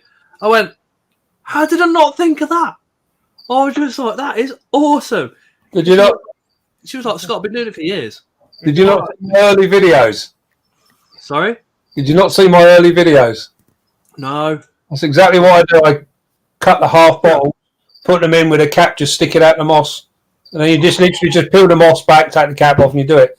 But I do it for the other rather than adding water. I done it in there if I ever wanted to siphon it out. And the daft thing was, I've never actually used it myself. It's like it's there, and I put it in the videos because I know what people are like for bombs. It's for me. I'm constantly apologising to very good friends like Phil because I do miss a lot of YouTube videos. But in my defence, some weeks I'm on call. When I do my filming, it's from between about 8 and 8:30 on an evening, and I finish about between midnight and 2 in the morning. Upload, that's it. But the days when I'm not in here, we've got a 3-year-old with autism, and he's on a good day, he's a bastard. On a bad day, he's a fucking knob. And if you've got something to do, that's the day Leo goes, I'm going to be a dickhead. Like last week, he swallowed a battery, so he ends up the hospital. It can be quite difficult for me to catch up with everybody's videos and stuff like that. So I am constantly apologising to everybody for not having the time to watch. But I can't, because Tara, my other half, does so much with the kids. Like tonight, she's just had them from the word go. Even though she's been at the hospital, had an operation today, she's put Leo to bed and all the rest of it. And then on my filming nights, she'll do all that. And then when I'm in here doing my spiders, she'll be with them all. So when I'm not doing anything for YouTube or spider, I've got to be in there. I've got to be playing with the family. I've got to be spending time with them. So I do miss a hell of a lot of other people's videos. And I do feel an absolute knob about it because, like, Mark and Phil will watch every single premiere and they'll share it out and they'll comment and they'll go back to the video afterwards and put a comment on it. And then I'll miss their premiere or miss their video. And like I said, I'm constantly apologising. You can't keep up with them because there is so many. The stuff you manage, Scott, you're a legend. Oh, thank you, Toby. I tell you what, with Toby, you've got Insects with Chaz, and you've got Erin, the boy with autism. Those three, because you worry with your kid having autism, what's going to happen when they're older. But those three put my mind at rest. Those three, with their love for animals and their inverts, have really put my mind at rest for his future, Yeah. Unseen Universe. I hear you, Scott. My lad is autistic, 8 years old, still non-verbal. I can totally empathise, mate. Being bit by more autistic students than snakes or spiders, so hats off. Yeah, my lad's a biter. That's what all the blue hearts in the chat is just autism awareness and support. And I will bang on about it forever and a day because there's so many of us in the hobby that are affected by it. It's unreal. Oh dear, our eldest 11. Oh dear is the person's name. I'm not just saying oh dear. He's 11 and newly diagnosed. He's animal obsessed. hoping to steer him towards vet nursing. Amy says I've just been, but I feel sorry for Layla. Layla's 12 and he bites her on a regular basis, and I'm fed up of passing her money. You know what I mean, to keep her happy.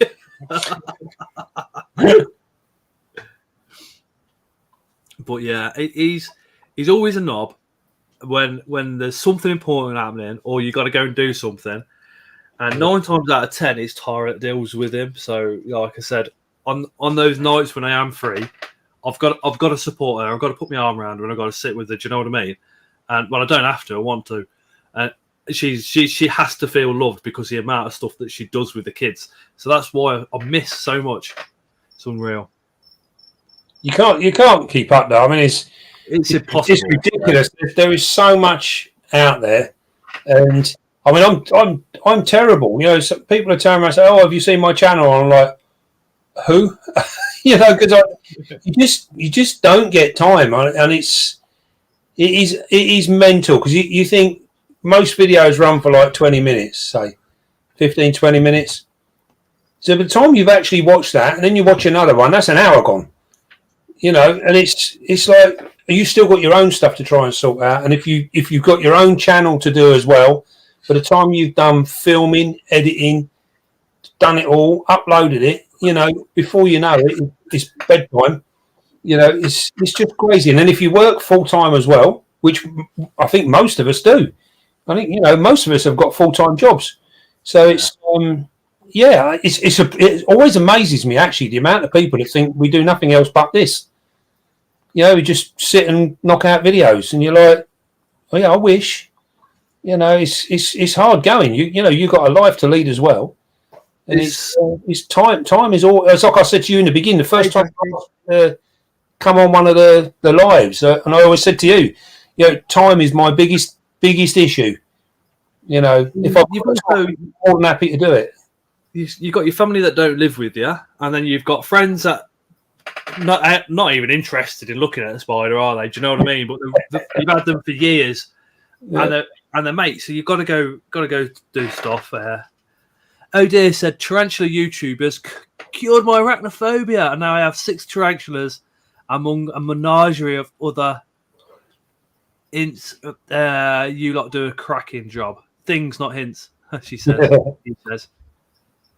That's brilliant.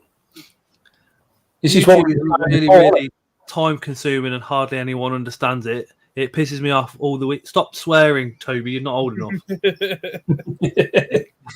It pisses me off all the wee twats telling me I shouldn't be so lazy and upload more. Don't worry, mate. As soon as you get a bit older and you can choose which college and university you want to go to, things will get a lot better for you. Toby was up in Scotland. In fact, Anton sent me a picture. They don't live that close to each other, but they'd gone to the same reptile shop on the same day without organising it. And Anton sent me a picture of him and Toby. And then I messaged Anton. I said, make sure you buy him something. And Toby, I think, had already left by that point. Oh, good night, Anton. Yeah, mates that get fed up with you talking about inverts. Mate, my boss at work, he went on Monday. He went, how was that that show thing you went to on Sunday? And I said to him, I went, you sure you want to know? He went, yeah. And I said, okay, sit back, make sure you got a cup of tea because here's your half an hour lecture on my Sunday. and I finished, and I went, and I said to him, I said, you asked for it? He went, I did. And then he went, I got them Coventry tickets, Coventry away tickets. So Scott, it took me 3 hours, constantly refreshing and blah blah blah blah. And I ain't got no interest in football, but he tells me all about the football, you know.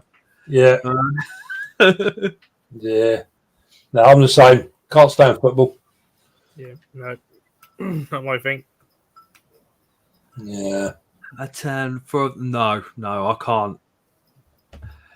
I can't do football. I'll watch like Euros if we get near the final, or the World Cup if we get near the final, and I love it how everybody's buzzing about like England.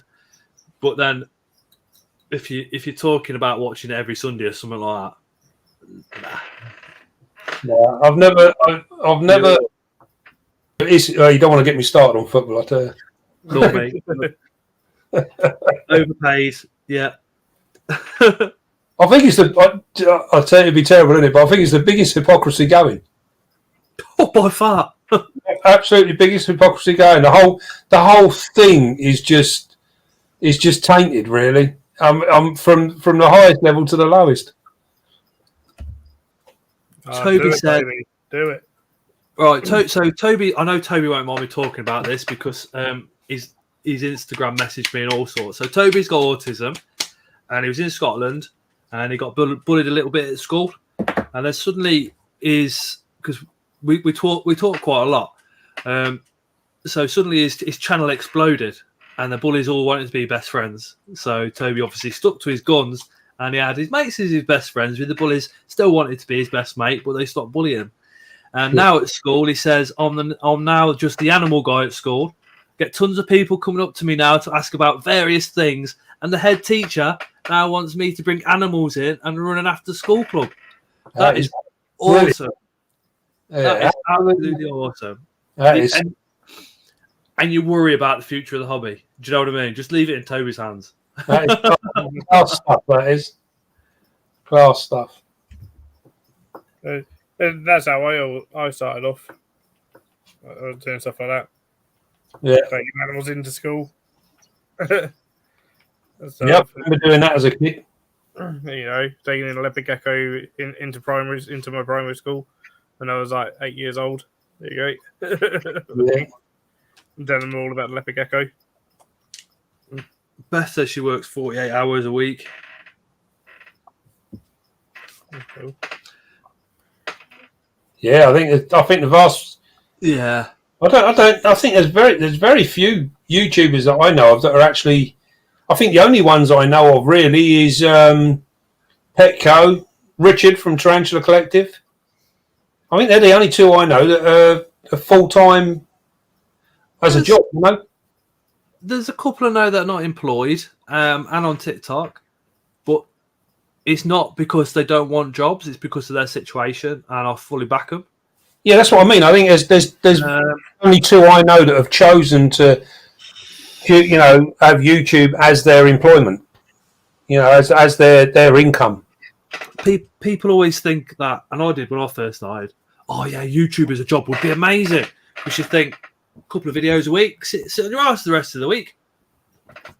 No, I mean Petco does what he does. I've got to say, I don't really watch him that much. Richard, his editing, his podcast, his website, and everything else, he must be spending the same amount of hours I do at work on his channel, if not longer. Yeah. Because, like I said, he's got his podcast, he's got his website as well as that. So all the information that he puts out in videos, he also puts on his website as well. So that time must be like horrendous. I remember when he did actually do I think he done like a video, I think it was I saw, and he was explaining that, I've now been doing this for like 3 years or whatever it was, and now it's time to make this full time. And he invested in some camera gear and what have you. So fair play to him. If you can make it, if you can earn enough from it, what a wonderful way to earn a living.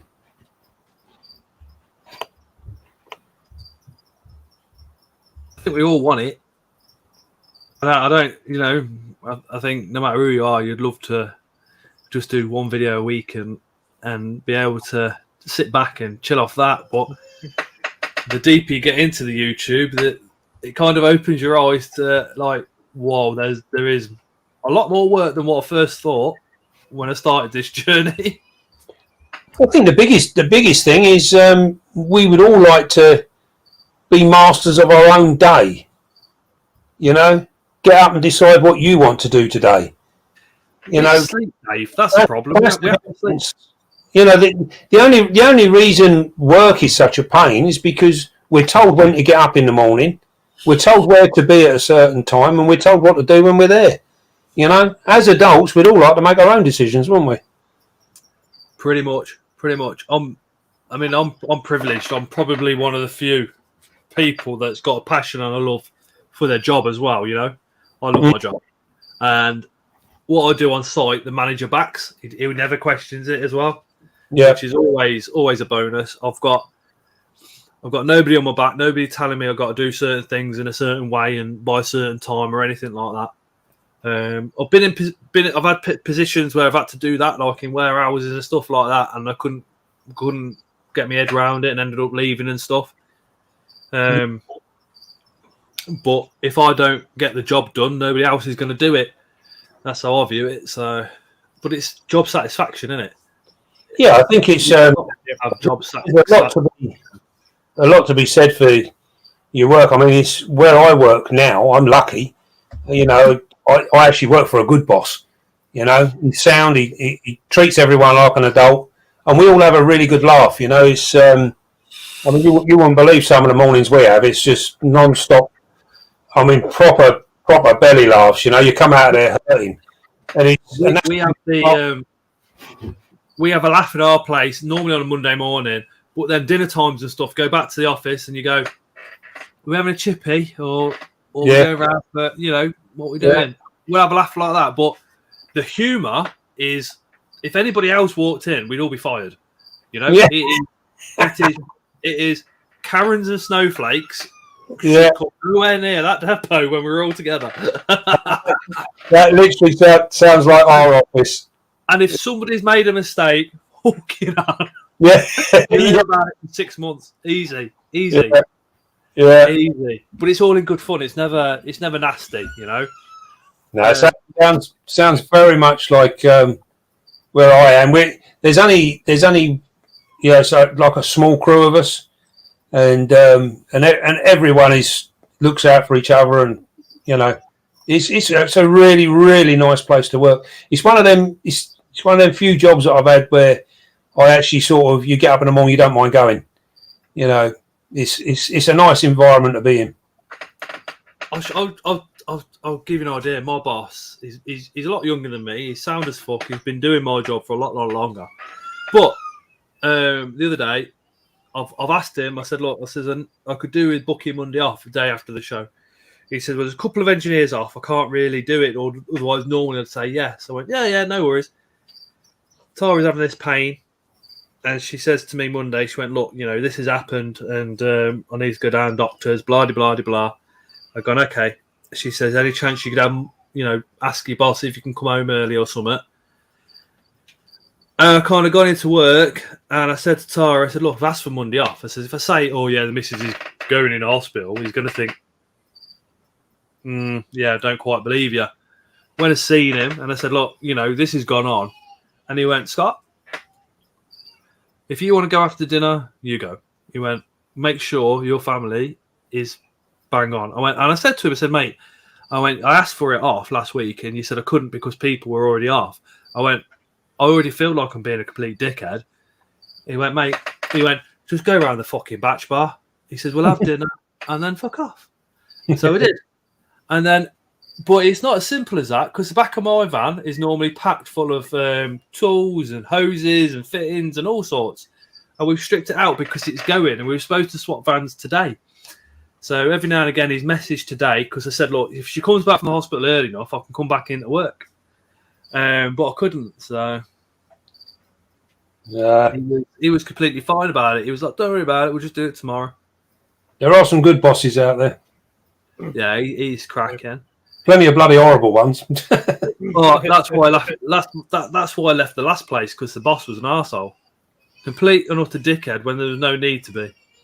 It's funny actually how you get a lot of people once they get into a position of authority or they just, you know, they own a company or whatever, they lose all manners and respect for fellow human beings. The guy was the same age as me, right? Come from Nuneaton, the same town, and I got to the point where I was thinking, do you know what?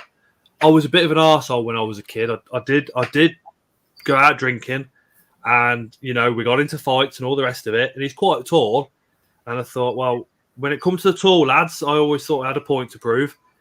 And I always thought, I wonder if I hit him like years ago, and he remembers, and I ain't got a clue. And now he's getting his own back. I always thought that. I thought, I wonder. Well, he just, he was one of them. Give him a bit of power, and suddenly he's everything. Yeah, that is it. Yeah, no. I consider myself lucky in the job that I've got. Lucky? Lucky? You're living the dream. You live in the fucking zoo. Feels like, I'm a little bit lucky. You know, got tigers 2 meters that way. Got an elephant. Nice. Literally just over there. Some nights I hear them calling. I say, do they make a noise when it rains? Not when it rains, no. But every so often, like in the evening, if I really, really listen, I'll hear them calling. Yeah. And stuff, and like, yeah, well, just over there is Lima Lake with Ringtail Lima Island. Yeah. And just down there, the porcupines. Where is it you work again? Shepref Wildlife Park. I need to check that out. I know a few full-time YouTubers. Do you know what? I know a YouTuber. And it's not public knowledge what he does or anything, so I'm not going to tell you who he is. He's got 500,000 subscribers. I do talk to him a lot. He's not from the UK, but he lives in the UK, and he's a nurse. And I said to him, I says, what's the, you come over? And he went, yeah, I'll come over. Drug and alcohol nurse, in an A&E setting. And I've spoke to him recently, and I said, why don't you just go full-time on YouTube? And he went, because I'm now a COVID nurse. He says, and who'd do my job if I packed it in? He said, none of the nurses want to work on a COVID ward. And he also said, this country offered me a job and a house and a roof over my head from the word go. He says, and I've got too much to pay back. He says, and that's the way I pay it back. So he runs a full-time YouTube channel. And because he works, 50% of his videos are monetized, the other 50% he won't. But he's such a nice guy. It just amazes me, people like that. He could just give up work and do what he wants, but he wants to put something back into the country that accepted him. And that's bloody amazing, isn't it? Yeah, it's pretty cool, isn't it? Night, Mark the Spider Guy. Make sure you hit Mark up with a subscription. He's awesome. He should be at the Taunton show with us as well. Along with Phil. It's only a couple of weeks away, isn't it? God. Yeah. You've only done a show. I think you had enough. Phil works at the shows, doesn't he? So this show we don't work at. So I said, well, come, and enjoy it like we do. Yeah. It'd be nice just to chill with you, Phil, instead of you being behind the counter. I think it's gonna have to be a bit of a meet up, isn't it? Definitely. They'll be coming out to us. We'll all be chatting and having coffee. Be like, there's invert for sale in there, Yeah. Yeah, I think it's it's definitely it's a definite date, isn't it? We'll all have to descend on the burger bar all at the same time. I think between us three, we'd eat the place out. There'd be nothing left. Lee Birch, which of the shows will you guys be going to this year? Taunton, Bedford, Bristol, BTS, and possibly Kettering. I'm not sure if the Kettering one's going on this year. That's why I said possibly. Because he hasn't said anything. He's just said about the Ollerton shows. I'm hoping he puts the Kettering one on because that was all right. I think I'll definitely do the BTS, probably Brighton. I quite like the Brighton show. Taunton, end of the month, Dave. 7th. Yeah, I think probably going to do the Taunton one. I mean, BTS is up there. Normally do it all for Donnies. Yeah, that's too far. Everyone's always said to me, "Don't do the Donington show," but it's way too far for me. Oh, Lewis, if you message me, mate, if you put towards fuel, the person that gives me a lift will probably give you a lift as well. So then, I think we're hopefully going to be doing Barnsley, so I might be at that one. Yeah, BTS, Bristol. Maybe Barnsley. Hopefully AES if that's back on this year. It's a shame the Kempton one don't happen anymore. Which one, the reptile or the invert? The invert one. The reptile one was good as well. Reptile was good. The invert one, I think, should be hopefully be back this year. Hopefully. Is it really? Yeah, yeah, show. Yeah, hopefully. Yeah, because that was back in September, October time, wasn't it? Yeah, it's October. Yeah. Mm. That one. Yeah, I did like that one. That was one of my favourite shows. I don't know what it is. I think that was probably one of the first ones I went to as a youngster. Yeah. And a long time the AES show, hasn't it? Yeah, a long time. I think possibly. We used to go there. All the zoo guys, you know, we'd all. It was funny actually because we used to always fight to get the day off. You know, just to try and go because obviously the zoo, well, you work weekends, so yeah, it was always a bit of a pain trying to get the time off. But yeah, good fun, real good fun.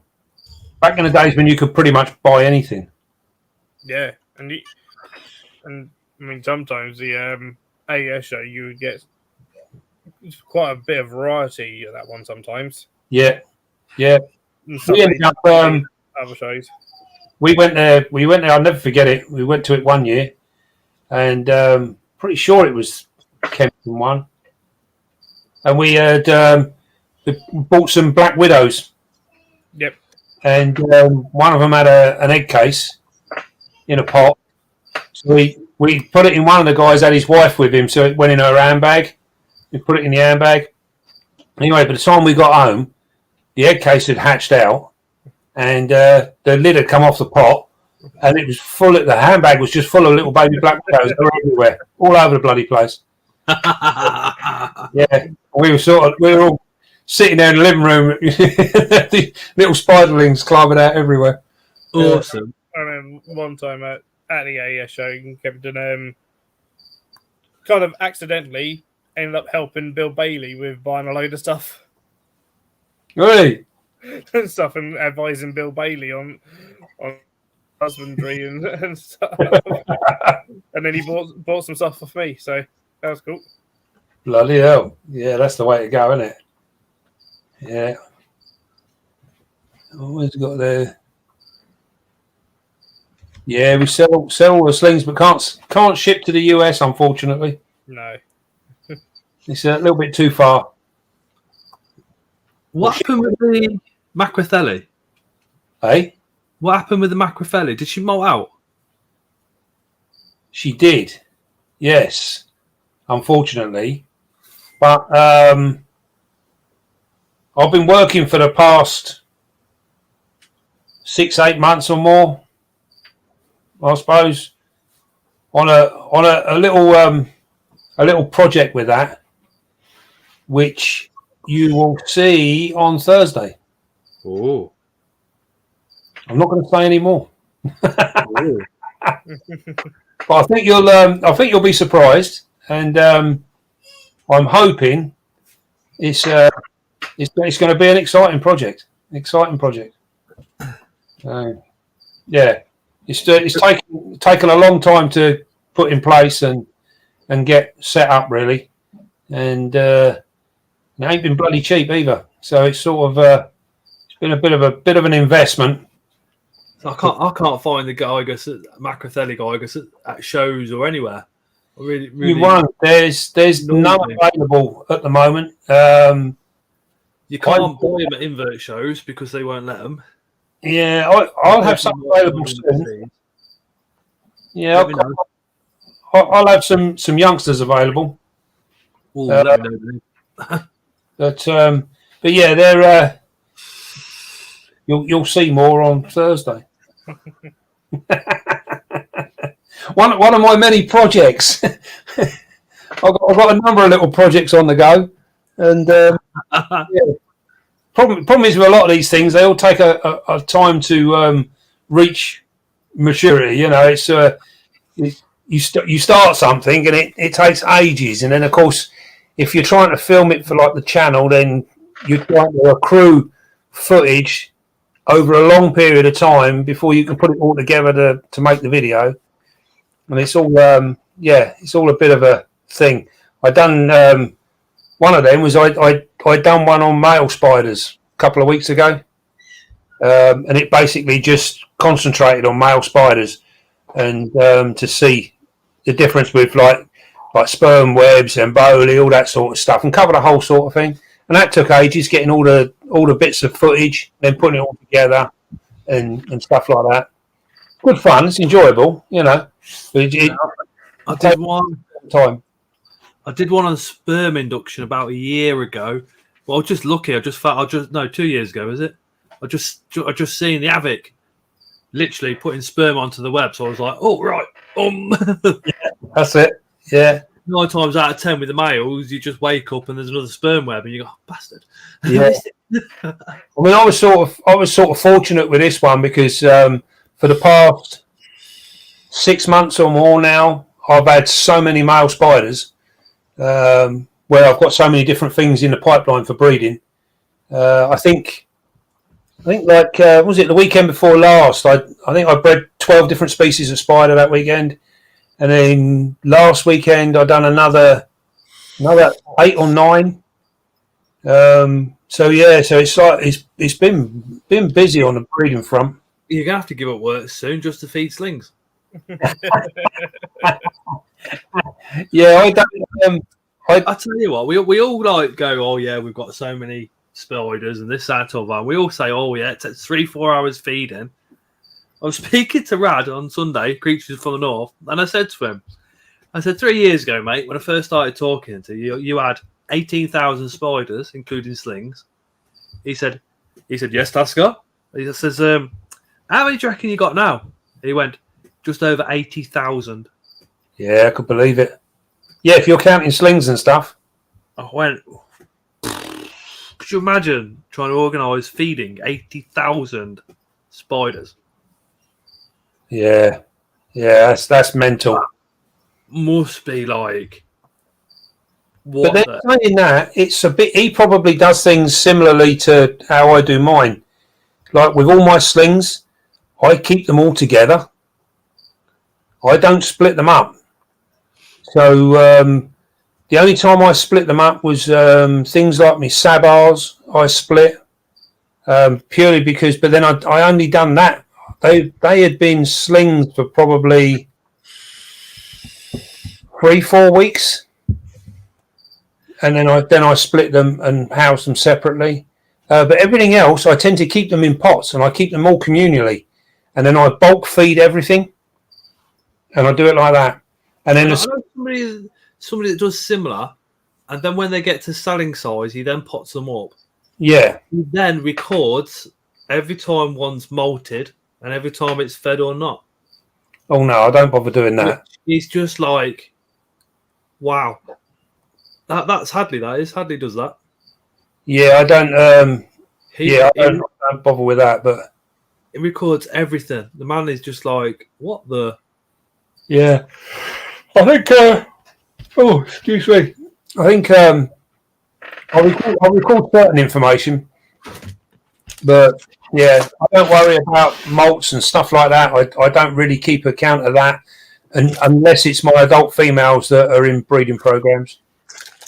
You know, if I've got adults that I intend on breeding or doing anything with, then I keep the information for them. I kind of don't either, but then I'll keep in the back of my mind like which adult females have molted recently, and then if I find a mature male at the show or on one of the sites, I'll go for it if somebody's got one. But apart from that, no, I don't really record too much information at all. Most of it is just up here, feedings, waterings, and everything. It's just all in my head. Yeah, I don't have any feeding strategy apart from. I mean, I go through my room and I let the spiders tell me when they're hungry, and if they're hungry, they get fed. If they're not hungry, I don't bother with them.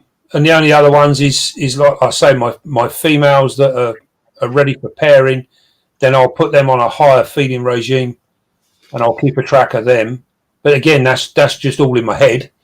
And the same for my males. If I've got males that I'm slowing down or I want speeded up, then that all stays in my head. So it's So a lot of the time when people sort of say, "Oh, do you do this? Do you do that?" I'm like, "No, not really." It's But then again, I can walk in my room and at a glance I know exactly what's going on. Literally a quick glance, 30-second glance, and that's it. Job done. It's sort of it's how you familiarise yourself with it all. Have you ever? Because everything in here is where I know it is, and I've rearranged a couple before, and it's threw me out of sync completely. Yeah. That's the nights where you go, shit. Yeah, where's that gone? Yeah, it's like I've got 2 robustum. What? I can only find one. Where's it? And then you go, oh yeah, it's over here. My worst thing is if I put a male up on a top shelf to warm him up a bit. If I've got a male that's a little bit not so confident, shall we say, then quite often I'll put them up on a top for a week, warm them right up, and then I'll bung them in, and they're normally super keen then. And I've done that before now. I've gone around, I'm looking, I'm like, well, I'm sure I had one of them. Where's that gone? And I might have sold half a dozen the week before, and I'm like, did I sell him? Where is he? No, I couldn't have sold him. And then I did actually once. I did tip one in the bin by mistake. I had some. I used these like Chinese tanks. I forget what they call them now. Multi-purpose tanks. They call them multi-purpose. And I had a bunch of them all on the side, waiting to be cleaned. But they were all, the spines has gone out of them. But I took a rufous male down, and I was checking him out, and then something happened, and I left him on the desk with all the others, and they're all identical tanks. And I literally come in the next day, and I just sort of thought, oh bloody hell, I've got to empty all them tanks out, get ready to wash them. And I sat there with a dustbin bag, and I emptied them all into the thing, put them all in there, tied the bag up, put it out, and it worked until I think it was the following day. I was like, oh, I'll put them Rufus, I'll pair them up. And no, it was bloody, I'd sold him. I put him up and someone bought him. I was like, all right, yeah, so I come in to box them up. And I'm looking for him, and I'm like, what the bloody hell did I do with that Rufus? I couldn't have sold him already. No, I can't sell him twice, surely. And, I can't find him anywhere. And then I saw the tank, and I was like, what's that doing there? I was like, oh, shit, he's in the fucking bag. But luckily, where I'd put the bags at, our bins hadn't been done, and the bag was still sitting outside. He'd been out there for 2 days, and I literally opened the bag up, and there he was, running around in the bag. What was the temperatures? Bloody cold. It was cold. Amazing, it was right near, it was like, I think it was like bloody September, October time. Middle of September time. So the nights were cold. And he'd sat out there and he'd done all of that. And I contacted the people and said, I'm terribly sorry. I said, but he's passed away. I can't flog him to you. And they were like, oh, never mind. I said, well, I've got another one, sub-adult. He'll be molted out next molt. You can take him if you want, And that's what we done. And but I kept him because I thought I didn't send him on because I thought myself it'd be my luck. I'll box him all up and he'll die in the post. Yeah. So I literally kept him, and he stayed and he paired with my female. Oh, brilliant! He was none the worse for wear. So sort of, but it wasn't a risk I was willing to take. I didn't want to send him on. Nothing worse than receiving a dead spider, is it? No. So if that had been another different species, it might have popped its clogs or. Yeah. I mean, it was just. Oh, no, you can't. It comes back a little bit to what we were saying about just relaxing and chilling out a little bit, because sometimes you can do your very, very best, and it all go pear shaped. Yeah. Or you can be a total arsehole and throw it in the rubbish and leave it outside for 2 days and bring it back in. It's lovely, you know. Pairs up with a female, job done. Yeah. I mean, maybe that was part of the conditioning. I hadn't really thought of it like that. Yeah. That's what they need. Freeze them for 2 days, then bring them in and warm them up. They're raring to go. This is one of the things that I've heard about males being kept in a fridge. Oh, really? Yep, to slow them down, to make them live longer and stuff like that. And I'm thinking that there's no way I would do that. You know. Yeah, I don't know about keeping. I've kept my males in a different room, which is just purely room temperature, which is quite a bit cooler than my room. Yeah. And that slows them down. And I sort of, you just keep them cooler. You got to be careful though, because if you keep them too cold, then they don't digest them, what have you. You can end up losing them. A bit like goldfish in the winter. You know, if you feed them right up to the point where the nights turn cold, and then the food ferments in their bellies, and that's it, kills them. Spiders can be the same if you keep them too cool. So it's you got to be a little bit sort of sensible. Savvy. Yeah. Steve says I dug some substrate out of a tank with my bare hands that I thought was empty and nearly grabbed a juvenile minax. Minax wouldn't give you any second chances if you'd picked that up, I tell you. No. I've got a lovely big female minax. I'm just looking for a male. I've got a male and a female. He's a large juvenile male at the moment. Yeah. So if he matures out before the female, which is likely, I'll drop you a message. Yeah, definitely. Yeah, I'll be interested. Yeah. That'd be pretty cool. I've got 2 females here. I keep hearing tapping from his area, so I'm going to dig him out just in case. Yeah, you might well have done it. I might dig him out this weekend. Yeah. And have a look. The breeding side's the key, I think. I love the breeding side. So I've been bred a couple. I had some successful sacs, but I've not had that many males. A G Pultrips male that went to Martin Lee's. But yeah, just like I said, I'm just waiting on that Intigold to drop the sack. Waiting on a Vegans, waiting on a Lividus. Yeah, I think that's. I've got. We've paid up so many the last few weeks, but we've got on sacks at the minute. We got Krakens on a sack. I've got 2 Verses on sacks. Wider Versips on a sack. Blondie on a sack. Oh, let me know about that, please. Yeah, everyone wants to know about that. Yeah. They're just not bad, are they? My Sturmy passed away with DKS. I've got 2 Gravid Sturmies. So I managed to get 2 from the show off Nikki. Nikki bred them. Mm-hmm. So I managed to get 2 off her, which was pretty cool. I was surprised she's still got any left. I would have thought they'd have gone real quick. They did. They did. Literally, she was like, Scott, I've got Sturmies. Do you want 1 or 2? I was like, yeah, I'll have 2. Put my name down. At the show, I think she got rid of most of them. Were I don't think she had. I think she brought 1 or 2 spares with her to the show, and they went as well. And she literally had a box full. Really? Yeah, I think she sold near enough all of them there. Well, passed them to people that had already bought them. Like, bloody hell! Yeah, I think there's been. Do you need a Nando Chromatus mature male? No, my female is Gravid at the moment. I paired her up not actually that long ago. So yeah, I'm all right with them at the moment.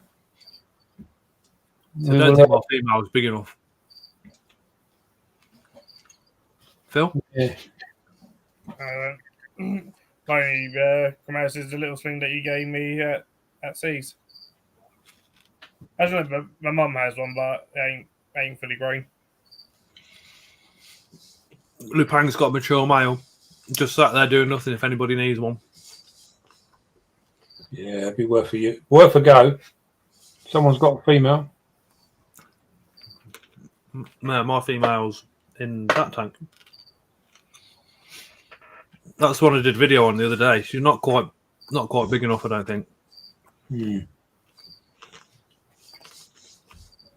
No, should be some exciting few months. I'll be interested to see what your Incy does, because I've been toying with the idea of getting some of them. What, as slings or? Probably grown ons. I'd probably go for like grown on or adults. Yeah, I've got one here, but that's only a youngster. No, still no sack. It's sitting Yeah. in there somewhere. Just there. Oh, just there, sorry. Yeah. Bum's got big. Yeah, a cool spider, them. I like them. Not communal, before anybody asks. Yeah, there's been a lot mucking around with them, isn't there?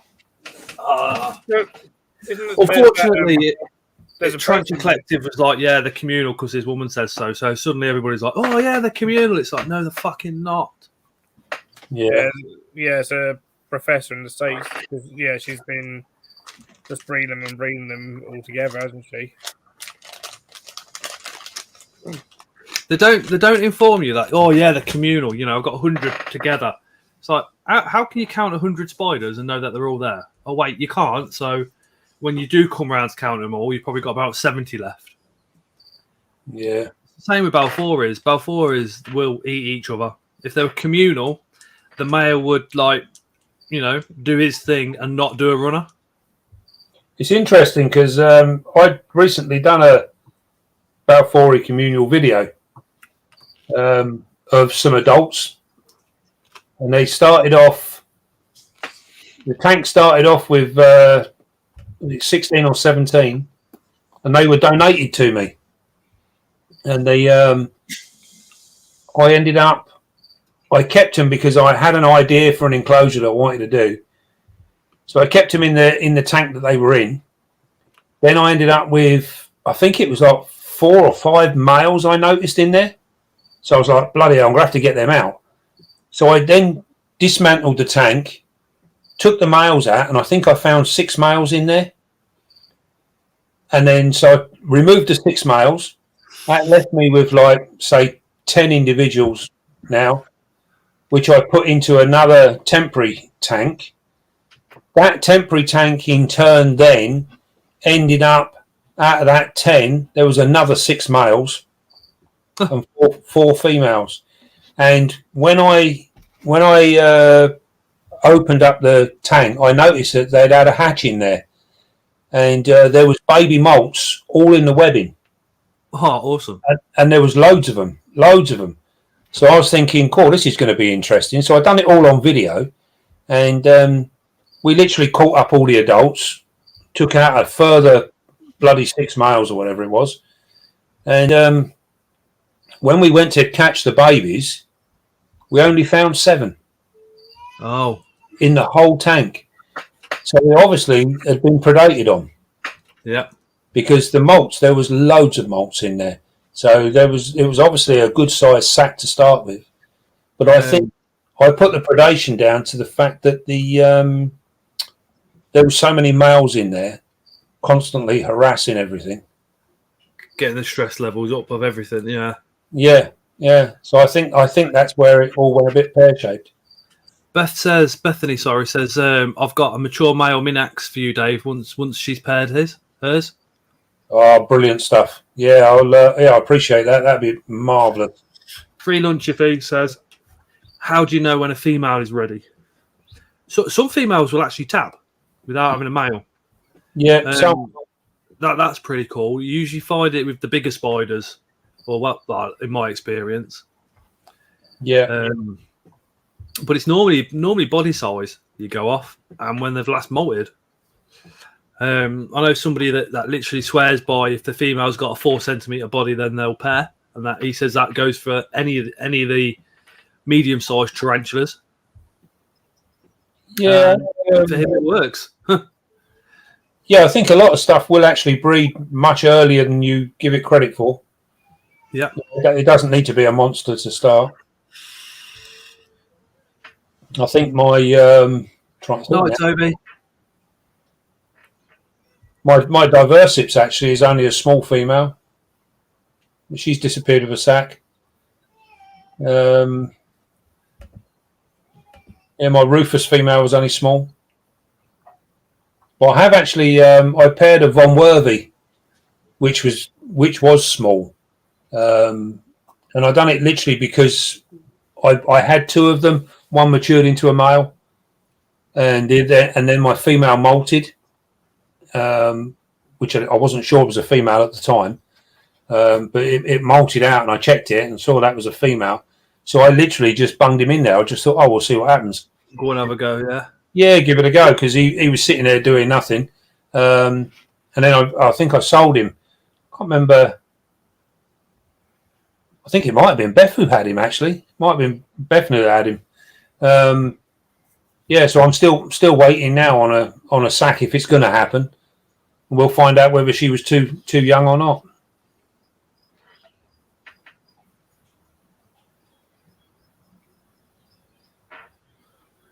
Post on Facebook where people's tarantulas die from being too cold. What do you? Huh? Yeah, Bethany had him paired with the adult female twice. Yeah, if I remember, if I remember watching her video, her female is probably twice the size of mine. Wow. Yeah, she had a real nice big female. Yeah. Yeah, they're another spider actually. It's really a real pretty spider. You don't see too many of. They disappear, don't they? Yes. Yeah. Well, my one's off and out and about. You see it in the mouth of the burrow. Quite good. DKS syndrome to my jumping spiders and lived. Yeah, it's possible because DKS could be a number of different things, but majority of the time it's either something in the substrate or it's been in contact with something. So if you change the substrate out, clean the enclosure down, put it back in, nice big water dish, possibility of it living obviously then increases. I did that with the Sturmy. The Sturmy's mobility started to get better, but then he decided to try and molt upside down in the water dish, so that didn't go down too well. Tom Moran, he had one that come back from DKS, which was pretty cool. You still got your mature male, Devon Martha? No. Oh, bastard. No, that went. I think literally, I think I put 2 or 3 posts up in the last 3 weeks for males, and all the males were sold the evening that they went out. I remember seeing the post and I thought, oh yeah, I'll message him, and never did. Got 2 females. Well, I've got a female, but she's too young. I tried him with her. He literally went in and he was full on for it, and he ended up chasing her around. Both of mine are probably about 2.5 inches, so they're quite a good size for. I think my female's probably 2.5 inches. But yeah, she seemed quite small compared to him. But so I left him cohabiting with her for 3 days. So you never know. Yeah, so there is a possibility there, but it's one of them ones that I've not really put any weight on, if you know what I mean. Sort of like I might be pleasantly surprised. The Centipedes that we've got the sack from, the adult female didn't want to know. Literally just ran off from him all the time. So I was like, okay. The sub-adult, I put him in with her, and yeah, they were like almost, and then not, then almost, then not, and I was like, do you know what? I'll just leave you in there, and that's that. So I did, and she ate him in the end. But now she's dropped a sack. But nice. It's like some things ain't meant to be video recorded, are they? Some of them just want to do it in their own time when the lights are off and when you're out the room. Well, I spent last weekend I spent probably 8 hours filming my GBBs. What, pairing? Yeah. Yeah. Did he just literally just move around and then she moved around and then? Yeah. They That's literally. what mine did 2 years ago. Just didn't want to. I had the first time I tried them, I done it for about 6.5 hours, and then I was so knackered. I was like, I'm gonna have to split them up and go to bed because I am shattered. And I literally just packed up, went to bed, and then I tried them again, and I say they went for over 8 hours this time. But I done them earlier in the day, so they were literally at it all day while I was working away doing bits and pieces. I got through 3 batteries on my camera. I put mine on a live stream, 5 hours, 2 live streams. Bloody hell! As soon as I finished the live stream, they paired. Well, I literally I did catch him. I did catch the pairing, and it was a good one, and he survived because I put him up for sale after I paired him, and I could have sold him 10 times over. I still get messages now if I still got him. Did Steve have him by chance? Do you know what? I can't remember who had him. No, you on about Steve Thornton? Yeah. No, he didn't. No, I didn't know he was after one. You know what he's like for GBBs? Oh yeah, he does like them. Yeah, He's got to buy a GBB every time, hasn't he? God. yeah, he loves them, doesn't he? Yeah. No, if I'd known he was after one, I would have sent it to him because he sent me his male blondie before it matured, or had it matured. I can't remember. No, Bethany. Thanks for joining. Really appreciate that. All right, good night, Beth. Yeah, I think. Yeah, he sent me his male, and I had a male here as well. So what was sold to me as a female matured into a male. So I was a bit sort of like annoyed about that, and then so I ended up with 2 males. Then I got hold of another female, and managed to pair them up, and I paired her up with both males. So I used both males on her. So I don't know which one done the deed, as it were, you know. But yeah, if it's all successful, then he'll have a couple of slings heading his way. Well, that'd be cool. My hypothesis, I think, is a subadult male. Only because when it matured, destroyed the molt completely. Completely destroyed the bloody molt. But he was very, very, very purple. A lot of his legs was purple on his legs. About a week or 2 after, he darkened off back to normal colours. Yeah. But because that purple was there, that's why I'm thinking, no, I wonder if you're male then. But next molt we'll see. If it molt, that was probably about 3 months ago molted. So if it molts again in the next 3 months, then it's obviously going to be a male, isn't it? Yeah, that's what I was just looking at just now. My one's actually out at the moment, and I've been waiting for the past. I don't know, I've probably been disappeared for about 6 weeks, so I knew it was down for a molt, and I literally pulled the molt out yesterday, and it had trashed all the important part. Yeah, I couldn't believe it. I was like 6 weeks I've been waiting for this bloody thing. So now we've got to do it all over again. Wait for the next one. Yeah, well, I've got 2 confirmed females, which I got from Spar Spiders, and this one that is an unknown, and it's about the same sort of size. He might actually be a little bit bigger than them. But then Spiders on Sunday. Yeah, they're good guys. They are. I like them a lot. They're that's awesome.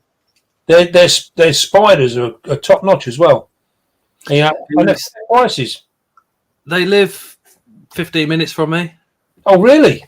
Leamington Spa. That's why it's Spa Spiders. So Leamington Spa in Warwickshire. They've just had my Vespintinius male and female. Oh, yeah. Because the female needs another molt, and the male literally molted about a month before Christmas. So he's only 1 molt away, and I can't get the temperatures needed for Pantheabetes in this kitchen, can I? So I was like, look, see what you can do. So he can call the male down and warm the female up, and hopefully something will happen. But I did say to him, you know, if it doesn't happen, it won't happen. Don't panic, don't worry. You know, Yeah. it don't make no difference to me. It's just one of them things. You got to be like that, don't you? They're really. I mean, if anyone stands a chance of doing them, they do. Yeah, you that's know? what I thought. Yeah, they're really nice guys. I've had a couple of bits off them now, and they've had some stuff off of me. You know, some slings and bits and pieces. But it's They know what they're doing. they're spiders. I was surprised. They're well priced. Yeah. No, they price them to sell them. So, you know, and the quality's there. They really nice quality spiders. Yeah, I've got nothing but good things to say. Luke, I can't remember his dad's name. His dad actually does watch quite a lot of the live. So if you're watching, his dad's pretty cool. They both look like a pair of Vikings, don't they? Yeah. Yeah, they are awesome fellas. At the show again, with like you said, some stunning spiders. Always. I wonder if they'll be at Taunton. Yeah, I'd imagine so. They seem to be going to most of them. Yeah, it's funny actually because it's always. I think every time I've been to a show, I try and make sure I buy something off of them. So Yeah. you know, I had a tangerine off him, I think it was. yeah. Wherever I'll put it. Oh, it's over there. Isn't it? The two apophysis females, they came from them, and that was only because I think that might have been the Brighton show, or well, it might have been I can't remember now. It's one of the early ones, but they had them on the table, but they were unsexed. I think they had them up for like £60 each. Wow, that's cheap. And Luke said to me then, he said, "Oh, I'm just waiting on molts." And I said, "Oh, well, get me 2 females and I'll take them, you know." And he was sort of like, "Well, you might want to get them from somewhere else because it could be ages yet." And I was like, "No, I don't mind waiting. You know, I like your spiders, so that's good enough for me." Yeah. And that's what we done. And I think literally a couple of months went by and he messaged me, "Do you still want them? I've got 2 here." That was it. Get them in the post. Amy's had spiders from Spa Spiders. Stuart says, "Can I give you a shout out to Chapman's Creatures?" Yeah, is he on? Is he live on TikTok at the moment? It was Chapman's Creatures. Do you know the Spiders song on the last video for the That was brilliant. Where'd you get that from? Chapman's Creatures? He made it. He did the voice. He did the rapping. And a young 18-year-old over in Germany did the music. But because the guy in Germany monetized his video with the music on it, so that would have been a bit weird for mine. Do you know what I mean? Yeah. No, I've got all the rights. He's given me all the permissions. All the permissions are in the description, but I didn't monetize that video anyway because I didn't do anything for it. Just walk around the show, which. No, it's funny actually because when I was watching it, I was like, "That is a really cool tune. Where the hell did that come from?" It's on his TikTok. It's on Chapman's Creatures TikTok. I don't watch any TikTok. That one's not clean. I asked him if he could do a clean version about 3 minutes long, and he went, "Of course I will for you, Scott." I was like, "Mate, that is epic." I won his 1,000 1K giveaway on that as well, which was cool. Brilliant. Yeah. I come in second place. So I won a juvenile chromatus and a Chilibrachia species electric blue sling.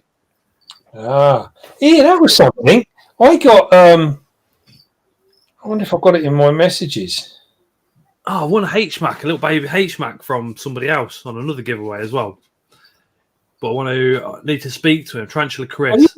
Have you guys heard of? Where are they? Where are they? Someone says D.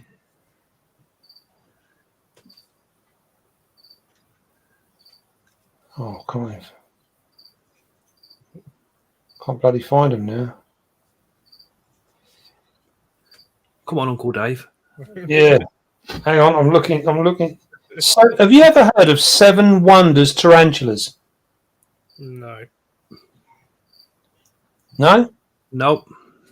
I got a. I wondered whether it was a dodgy one.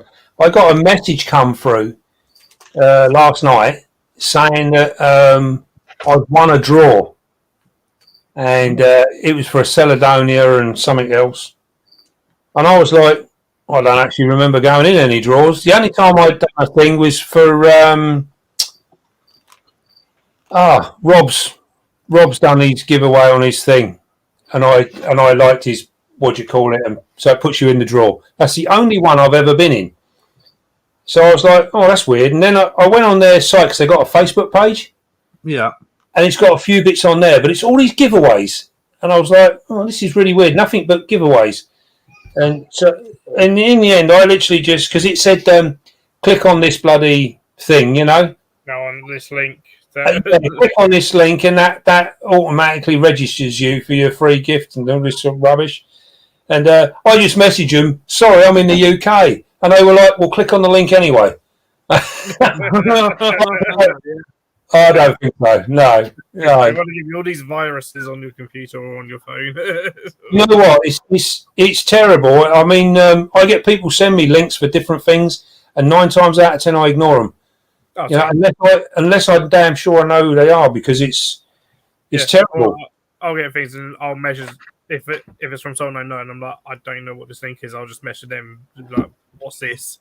Yeah. Well, I think it's, you always get like, oh, is this you? And it's like, I'm not clicking on that.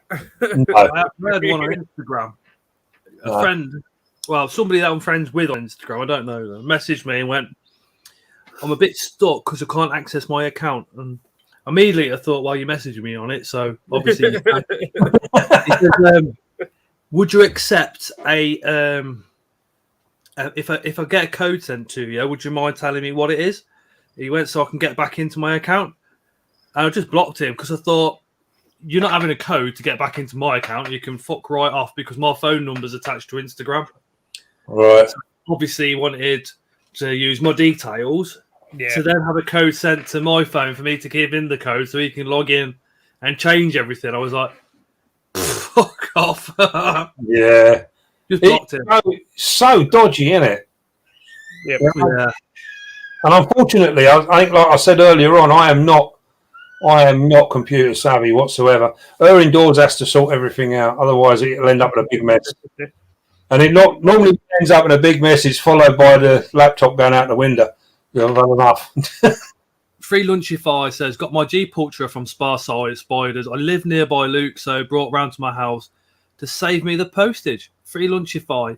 Where do you live? Okay, I'm only in Coventry, mate. I'm in Coventry. Louis Pang. Lupang, sorry. He's only in Coventry as well. He was in the chat earlier. And then, Phil, would you say keep centipedes under small stones like they were at the show being sold? Huh? No. I didn't see them under stones. Are you talking about the white? It'd be because Tony puts them on perlite to sell them, doesn't he? Yeah, that's just to keep them safe in postage. That's purely, to sell them, to display them for that brief period of time. Mine are on organic compost. Yeah, mine are on compost, and then I've got a flat piece of cork bark so they can hide underneath the cork bark. Yeah, I've got a couple of bits of flat bits of cork and stuff, so, and a fake severed hand.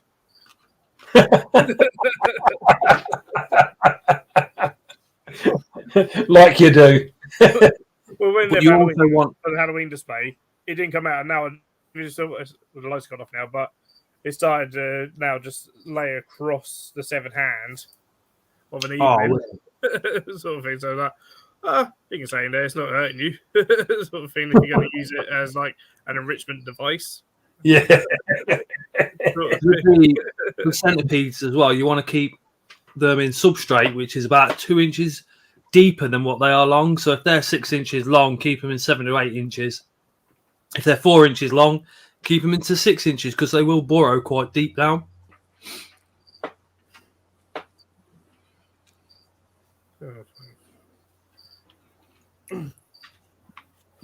Well, I'll tell you what, I have just realised the time.